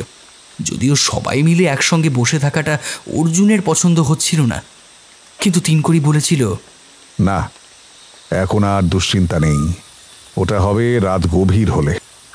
বৃষ্টি পড়ার সঙ্গে সঙ্গে জঙ্গলের চেহারা পাল্টে যাচ্ছে। অদ্ভুত অদ্ভুত শব্দ হচ্ছে চতুর্দিক থেকে। এত সব পতঙ্গ কিংবা প্রাণী যে ছড়িয়েছিল তা গত রাতেও বোঝা যায়নি। ঈশ্বর খুবই সৎ মানুষ, জানো। হঠাৎ হঠাৎ এই কথা মনে হলো? হ্যাঁ, না হলে বৃষ্টিটা নামতো না। বৃষ্টিটা আমাদের অনেক কিছু থেকে আড়াল করবে। তিনি আমাদের পক্ষে আছেন, বুঝলে। এই বৃষ্টি মাথায় করে বের হবেন নাকি? আলবাত, এই সুবর্ণ সুযোগ ছাড়া যায় নাকি? রাত 12টা নাগাদ ওরা তাঁবু ছেড়ে বের হলো। 3 কড়ি একটা পলিথিনের প্যাকেটের ভেতর বেশ খানিকটা লবণ নিয়ে নিয়েছে। জল পড়লেই নাকি চোখ কিলবিল করবে জঙ্গলে। কারো কাছেই বর্ষাতি নেই। অতএব ভিজতে ভিজতে হাঁটা শুরু হলো। একটা সিঙ্গেল লাইন করে ওরা এগোচ্ছে। সবার আগে 3 কড়ি, তারপরই অর্জুন। তাঁবুটা যেমন ছিল সেই অবস্থাতেই রেখে আসা হয়েছে। এমনকি হ্যারিকেনটা পর্যন্ত নেভানো হয়নি। ঘুটঘুটে অন্ধকারে পা ফেলা ভীষণ মুশকিল। এর মধ্যে 3 বার হোঁচট খেয়ে পড়ে যেতে যেতে বেঁচে গেছে অর্জুন। অর্জুনের মনে হচ্ছিল আর কোনোদিন সে জলপাইগুড়িতে ফিরে যেতে পারবে না। এই জঙ্গলের আদিম অন্ধকারেই তাকে হয়তো পড়ে থাকতে হবে আমৃত্যু। হঠাৎ সামনে সরসর করে শব্দ হতেই 3 কড়ি দাঁড়িয়ে পড়ল। আর একটু হলেই ওর সঙ্গে ধাক্কা লাগতো অর্জুনের। আসবার সময় অর্জুনের টর্চটা হাতিয়েছিল 3 কড়ি। একটু সময় দিয়ে হঠাৎ আলো ফেলল সে। সঙ্গে সঙ্গে শরীরটাকে দুলতে দেখল অর্জুন। একটা বিশাল কোখরো কাঁপতে কাঁপতে ফনা মিলছে। মাটি থেকে অনেকটা উপরে উঠে এসেছে ওর শরীর। কুচকুচে কালো মুখটায় আলো পড়ে যাওয়ায় বোধহয় বিস্মিত হয়ে গেছে। অর্জুন চকিতে রিভলভার বের করতেই তিনকড়ি ওর হাত চেপে ধরল। না। অর্জুনের বড় রাগ হলো। আর দেরি করলে সাপটা ছবল বসাবে। ওর পক্ষে তিনকড়িকে আঘাত করাই সবচেয়ে সুবিধের। কিন্তু পলক ফেলার আগেই একটা কাণ্ড হয়ে গেল। অর্জুনের মনে হলো কিছু একটা উড়ে গিয়ে সাপটার গলার কাছে আঘাত করতে সেটা ঝুপ করে মাথা নামালো। আর তারপরেই তড়িৎ বেগে ওর পেছনে দাঁড়ানো নেপালি ছেলেটা এগিয়ে গিয়ে সাপের লেজটা ধরে বন বন করে চরকির মতো ঘোরাতে লাগলো। তিনকড়ির হাত কাঁপেনি। সে টর্চটা জ্বেলেই রেখেছিল। বেশ কয়েকবার ঘুরিয়ে সাপটাকে একটা গাছের ডালে বেশ কয়েকবার আছাড় মেরে ফেলে দিয়ে নিজের ভোজালিটা কুড়িয়ে নিল ছেলেটি। সাপের প্রায় অনেকটা আগেই উড়ে গিয়েছিল, এখন অনেকটা দড়ির মতো দেখাচ্ছে। অর্জুন দেখল নেপালি ছেলেটি নির্বিকার মুখে ঘাসে ভোজালির রক্ত মুছে নিচ্ছে এবং তারপরই তিরিং বিড়িং করে লাফাতে লাগলো। তিনকড়ি পলিথিনের প্যাকেট থেকে খানিকটা নুন তার পায়ে ঢেলে দিতে এক টোপা কুলের মতো ঝুঁক ওর পা থেকে খসে পড়ল। অর্জুনের হাসি পেয়ে গেল। যে সাক্ষাৎ মৃত্যুকে ভয় পায়নি সে একটা জোঁক দেখে কি না কাণ্ড করল। যেন কিছুই হয়নি এমন ভঙ্গিতে চলা শুরু করে চাপা গলায় তিনকড়ি বলল, গুলি চালালে সমস্ত বন জেনে যেত যে আমরা এদিকে এসেছি। এতক্ষণে কারণটা ধরতে পেরে অর্জুনও মাথা নাড়ল। আপাত মস্তক ভিজে সপ সপ করছে, মাঝে মাঝে কাঁপুনিও আসছে। তিনকড়ি ফিসফিসিয়ে বলল, দারুণ রাত। দারুণটা কি অর্থে অর্জুন কিছুতেই বুঝতে পারল না। বৃষ্টির জন্য সেটা নিশ্চয়ই আরামদায়ক অর্থ নয়, কিন্তু নেপালি চারজন একটু প্রতিবাদ করছে না কেন? ওরাও তো সমানে ভিজছে। ঠিক তখন আওয়াজটা শুরু হলো। পায়ের তলায় মাটিতে তীর তীরে কাঁপুনি। খুব সজাগ না হলে বোঝা যায় না। তিনকড়ি ইশারায় সবাইকে থামতে বলল। তারপর কান খাড়া করে শব্দটাকে শুনতে লাগলো। অর্জুন বুঝতে পারল গত রাতের চেয়ে আজকের শব্দটা অনেক বেশি স্পষ্ট। অর্থাৎ শব্দ যেখানেই হোক তারা তার খুব কাছাকাছি চলে এসেছে। এই সময় দুদ্দার করে জঙ্গল ভাঙার শব্দ ভেসে এলো।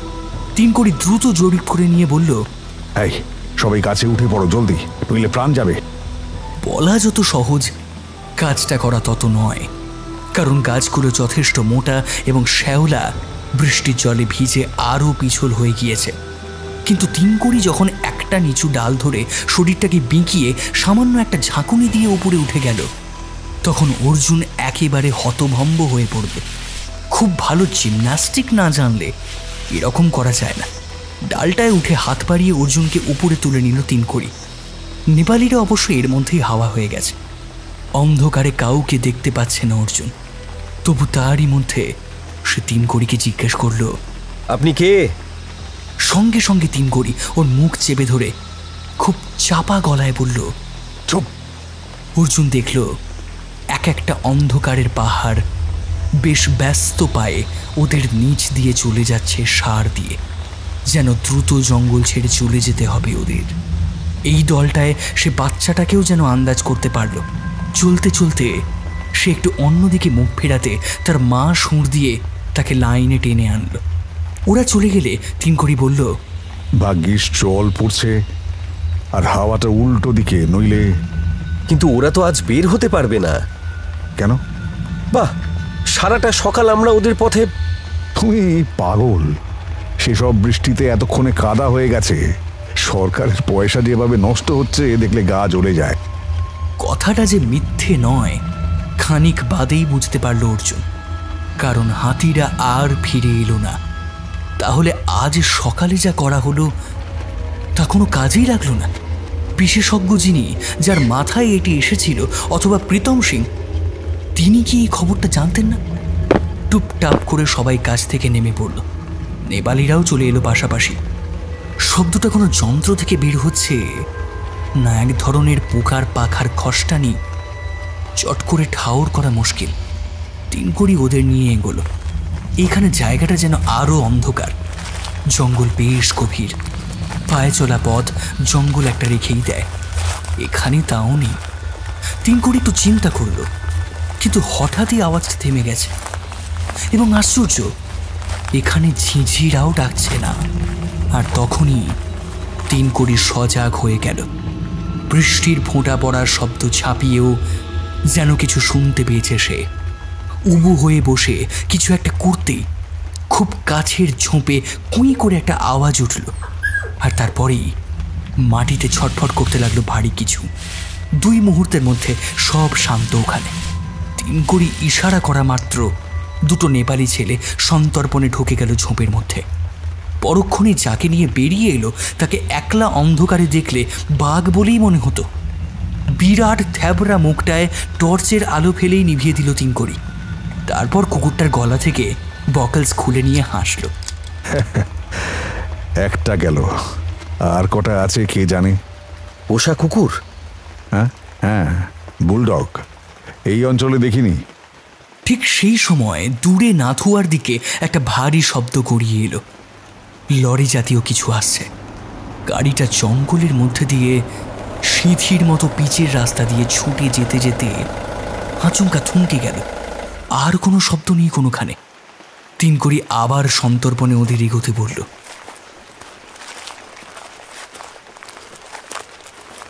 একটু বাদে একটা শীষ বাজল বৃষ্টির শব্দটাকে ছাপিয়ে।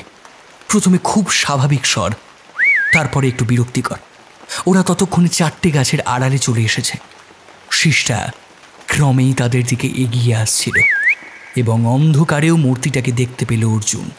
ওটা যে মানুষের আদল বুঝতে কোনো অসুবিধে হয় না। এবার স্পষ্ট গলা কানে বাজল, টমি, টমি।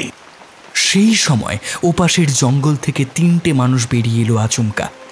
তাদের একজন এগিয়ে প্রথম লোকটিকে সেলাম করলে সে ইঙ্গিত করল। ওরা 3 জনই লোকটাকে ডিঙিয়ে কয়েক পা যেতেই যেন হঠাৎই চোখের সামনে থেকে অদৃশ্য হয়ে গেল। প্রথম লোকটি কিন্তু তখনও দাঁড়িয়ে আবার শীষ দিচ্ছে। অর্জুন বুঝতে পারল যে কুকুরটাকেই ডাকছে সে। একটু বাদে একটা অদ্ভুত দৃশ্য নজরে এলো। লম্বা লম্বা গাছের শরীর মানুষেরা বয়ে নিয়ে যাচ্ছে বাইরে। অর্জুন গুনল, সংখ্যায় ওরা 10 জন তো হবেই। প্রায় আধ ঘন্টা ধরে এই নিয়ে যাওয়া চলল। এই সময় আরেকটি মানুষ যেন দৌড়েই সেখানে উদয় হলো। साहब वो लोग भाग गया। भाग गया? हाँ साहब, ताबू में कोई नहीं है। चतुर? वो भी नहीं है। मेरा कुत्ता भी नहीं आता, जरा ढूंढ के देखो। নতুন লোকটা শীষ দিতে দিতে জঙ্গলে ঢুকে গেল। তিনকড়ি বলল, এই পরের লট বেরিয়ে গেলেই আমরা অ্যাটাক করব। সেই মুহূর্তে আবার 1 লট কাঠ বেরিয়ে গেল সামনে থেকে। এবার তিনকড়ি ওদের ইশারা করে গুঁড়ি মেরে এগোতে বলল। হাত 10-এর মধ্যে পৌঁছে যেতেই তিনকড়ি চিৎকার করে উঠল। Hands up!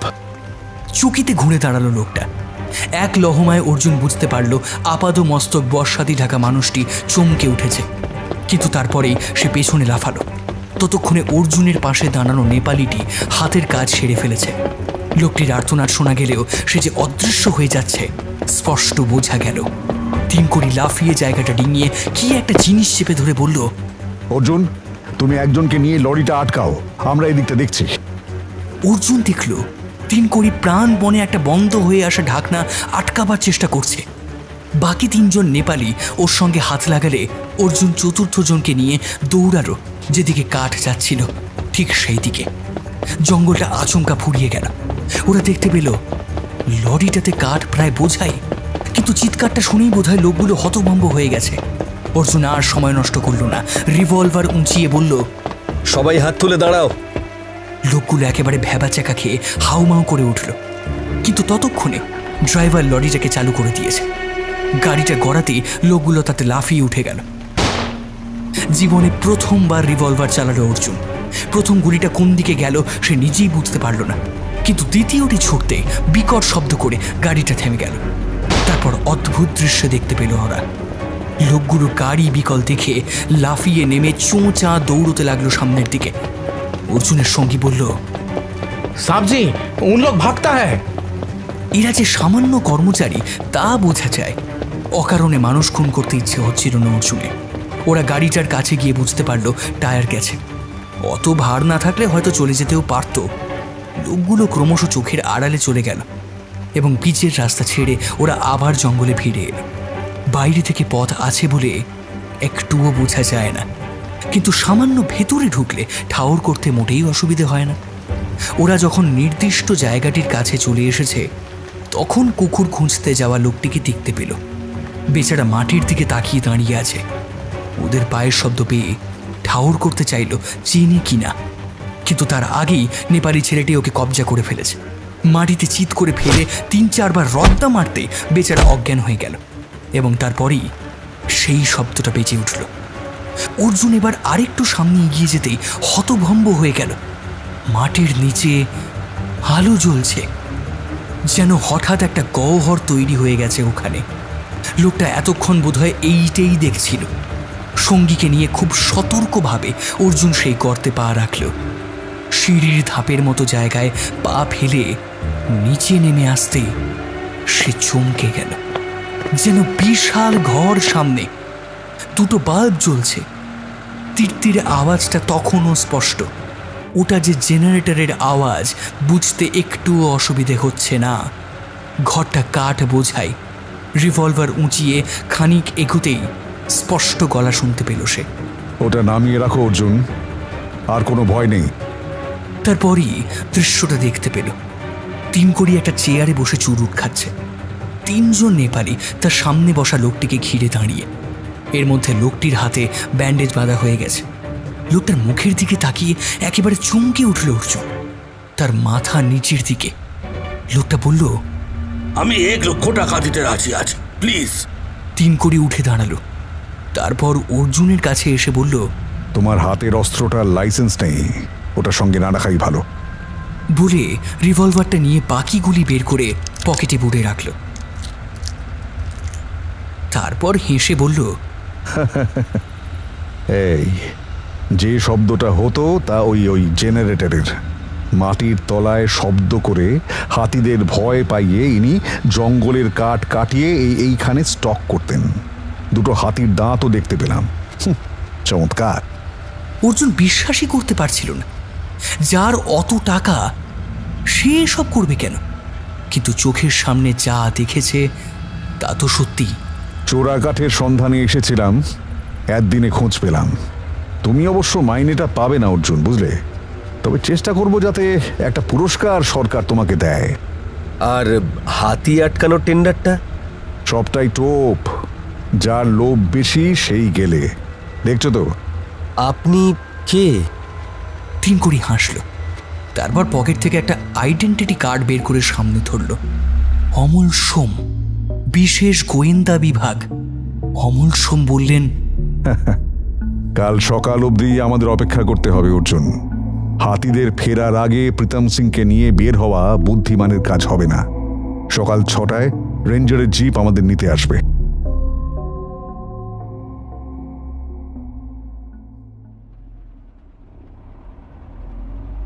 গয়ের গাড়া থেকে যে গাড়িতে করে অমল সোম প্রীতম সিংকে জলপাইগুড়িতে নিয়ে যাচ্ছিলেন, অর্জুন সেটাতেই ফিরছিল। আজ সারাটা সকাল খুব ঝামেলা গেছে। গত রাতের পরিশ্রম এবং উত্তেজনার পর এখন খুব শ্রান্ত লাগছে। অমল সোমের কাছে অর্জুন জেনেছে কি দীর্ঘ সময় কত অভিনয় করে তাকে অপেক্ষা করতে হয়েছে সঠিক সুযোগের জন্য। অর্জুন যদি ওর সঙ্গে সহযোগিতা না করত তাহলে হয়তো এ যাত্রায় এই রহস্য ভেদই হতো না। তিনি কি করে এতটা জেনেছেন তা বলছিলেন না, শুধু অর্জুনের প্রশংসাই ওর মুখে অনবরত। রেঞ্জারও নাকি গোড়া থেকে সাহায্য করছেন। পুলিশের জিপটা ছুটছিল। তিস্তার ব্রিজ দূরে দেখা যাচ্ছে। যতই হোক মনটা খারাপ হয়ে যাচ্ছিল অর্জুনের। প্রথম চাকরিটাও তার কপালে সইল না। টাকাগুলো হাতে পেলে কাজে দিত, যদিও অমল সোম বলেছেন রিওয়ার্ড সে পাবেই। তবু হঠাৎ সোজা হয়ে বসল অর্জুন। সামনের সিটে ড্রাইভারের পাশে বসে আছেন অমল সোম এবং তার পাশেই বন্দি প্রীতম সিং। পেছনে 4 জন নেপালির সঙ্গে সে। কিন্তু তার নজর সেই নেপালিটির পায়ের দিকে। গত সন্ধ্যায় কত কুচকুচে কালো হয়েছিল চামড়াটা, কই এখন তো তেমন দেখাচ্ছে না, অনেক ফর্সা হয়ে এসেছে। সে হিন্দিতে জিজ্ঞেস করল, ওটা কি হয়েছে? ছেলেটি হলুদ দাঁত বের করে হাসল। ও কালো হয়ে গিয়েছিল, ওই শেকড় 3 দিন ঘষলেই পরিষ্কার হয়ে যায়। তোমার কাছে ওই শেকড় আছে? তার ঝোলা থেকে অনেকখানি বের করে সে দেখালো। অর্জুন বলল, আমাকে কিছুটা দেবে? ছেলেটি ঘাড় কাত করে অনেকটাই অর্জুনকে দিয়ে দিল। এই 4 জনই যে অমল সোমের লোক তা পরে জেনেছে অর্জুন, কিন্তু শিকড়গুলো হাতে নিয়ে ওর মন থরথর করে উঠল। না, আর একটুও দুঃখ নেই, এমনকি প্রতিশ্রুত পুরস্কার না পেলেও তার কিছু যাবে আসবে না। এই শেকড় যদি বুড়িদির মুখের দাগগুলো মিলিয়ে দেয়, তার চেয়ে বড় পুরস্কার আর কি সে পেতে পারে? কোথায় যেন সে পড়েছিল, প্রিয়জনকে খুশি দেখার আনন্দ পৃথিবীর কোনো দামে কিনা যায় না। শেষ হলো আজকের গল্প Khutimari range. Narration by Shubhankar.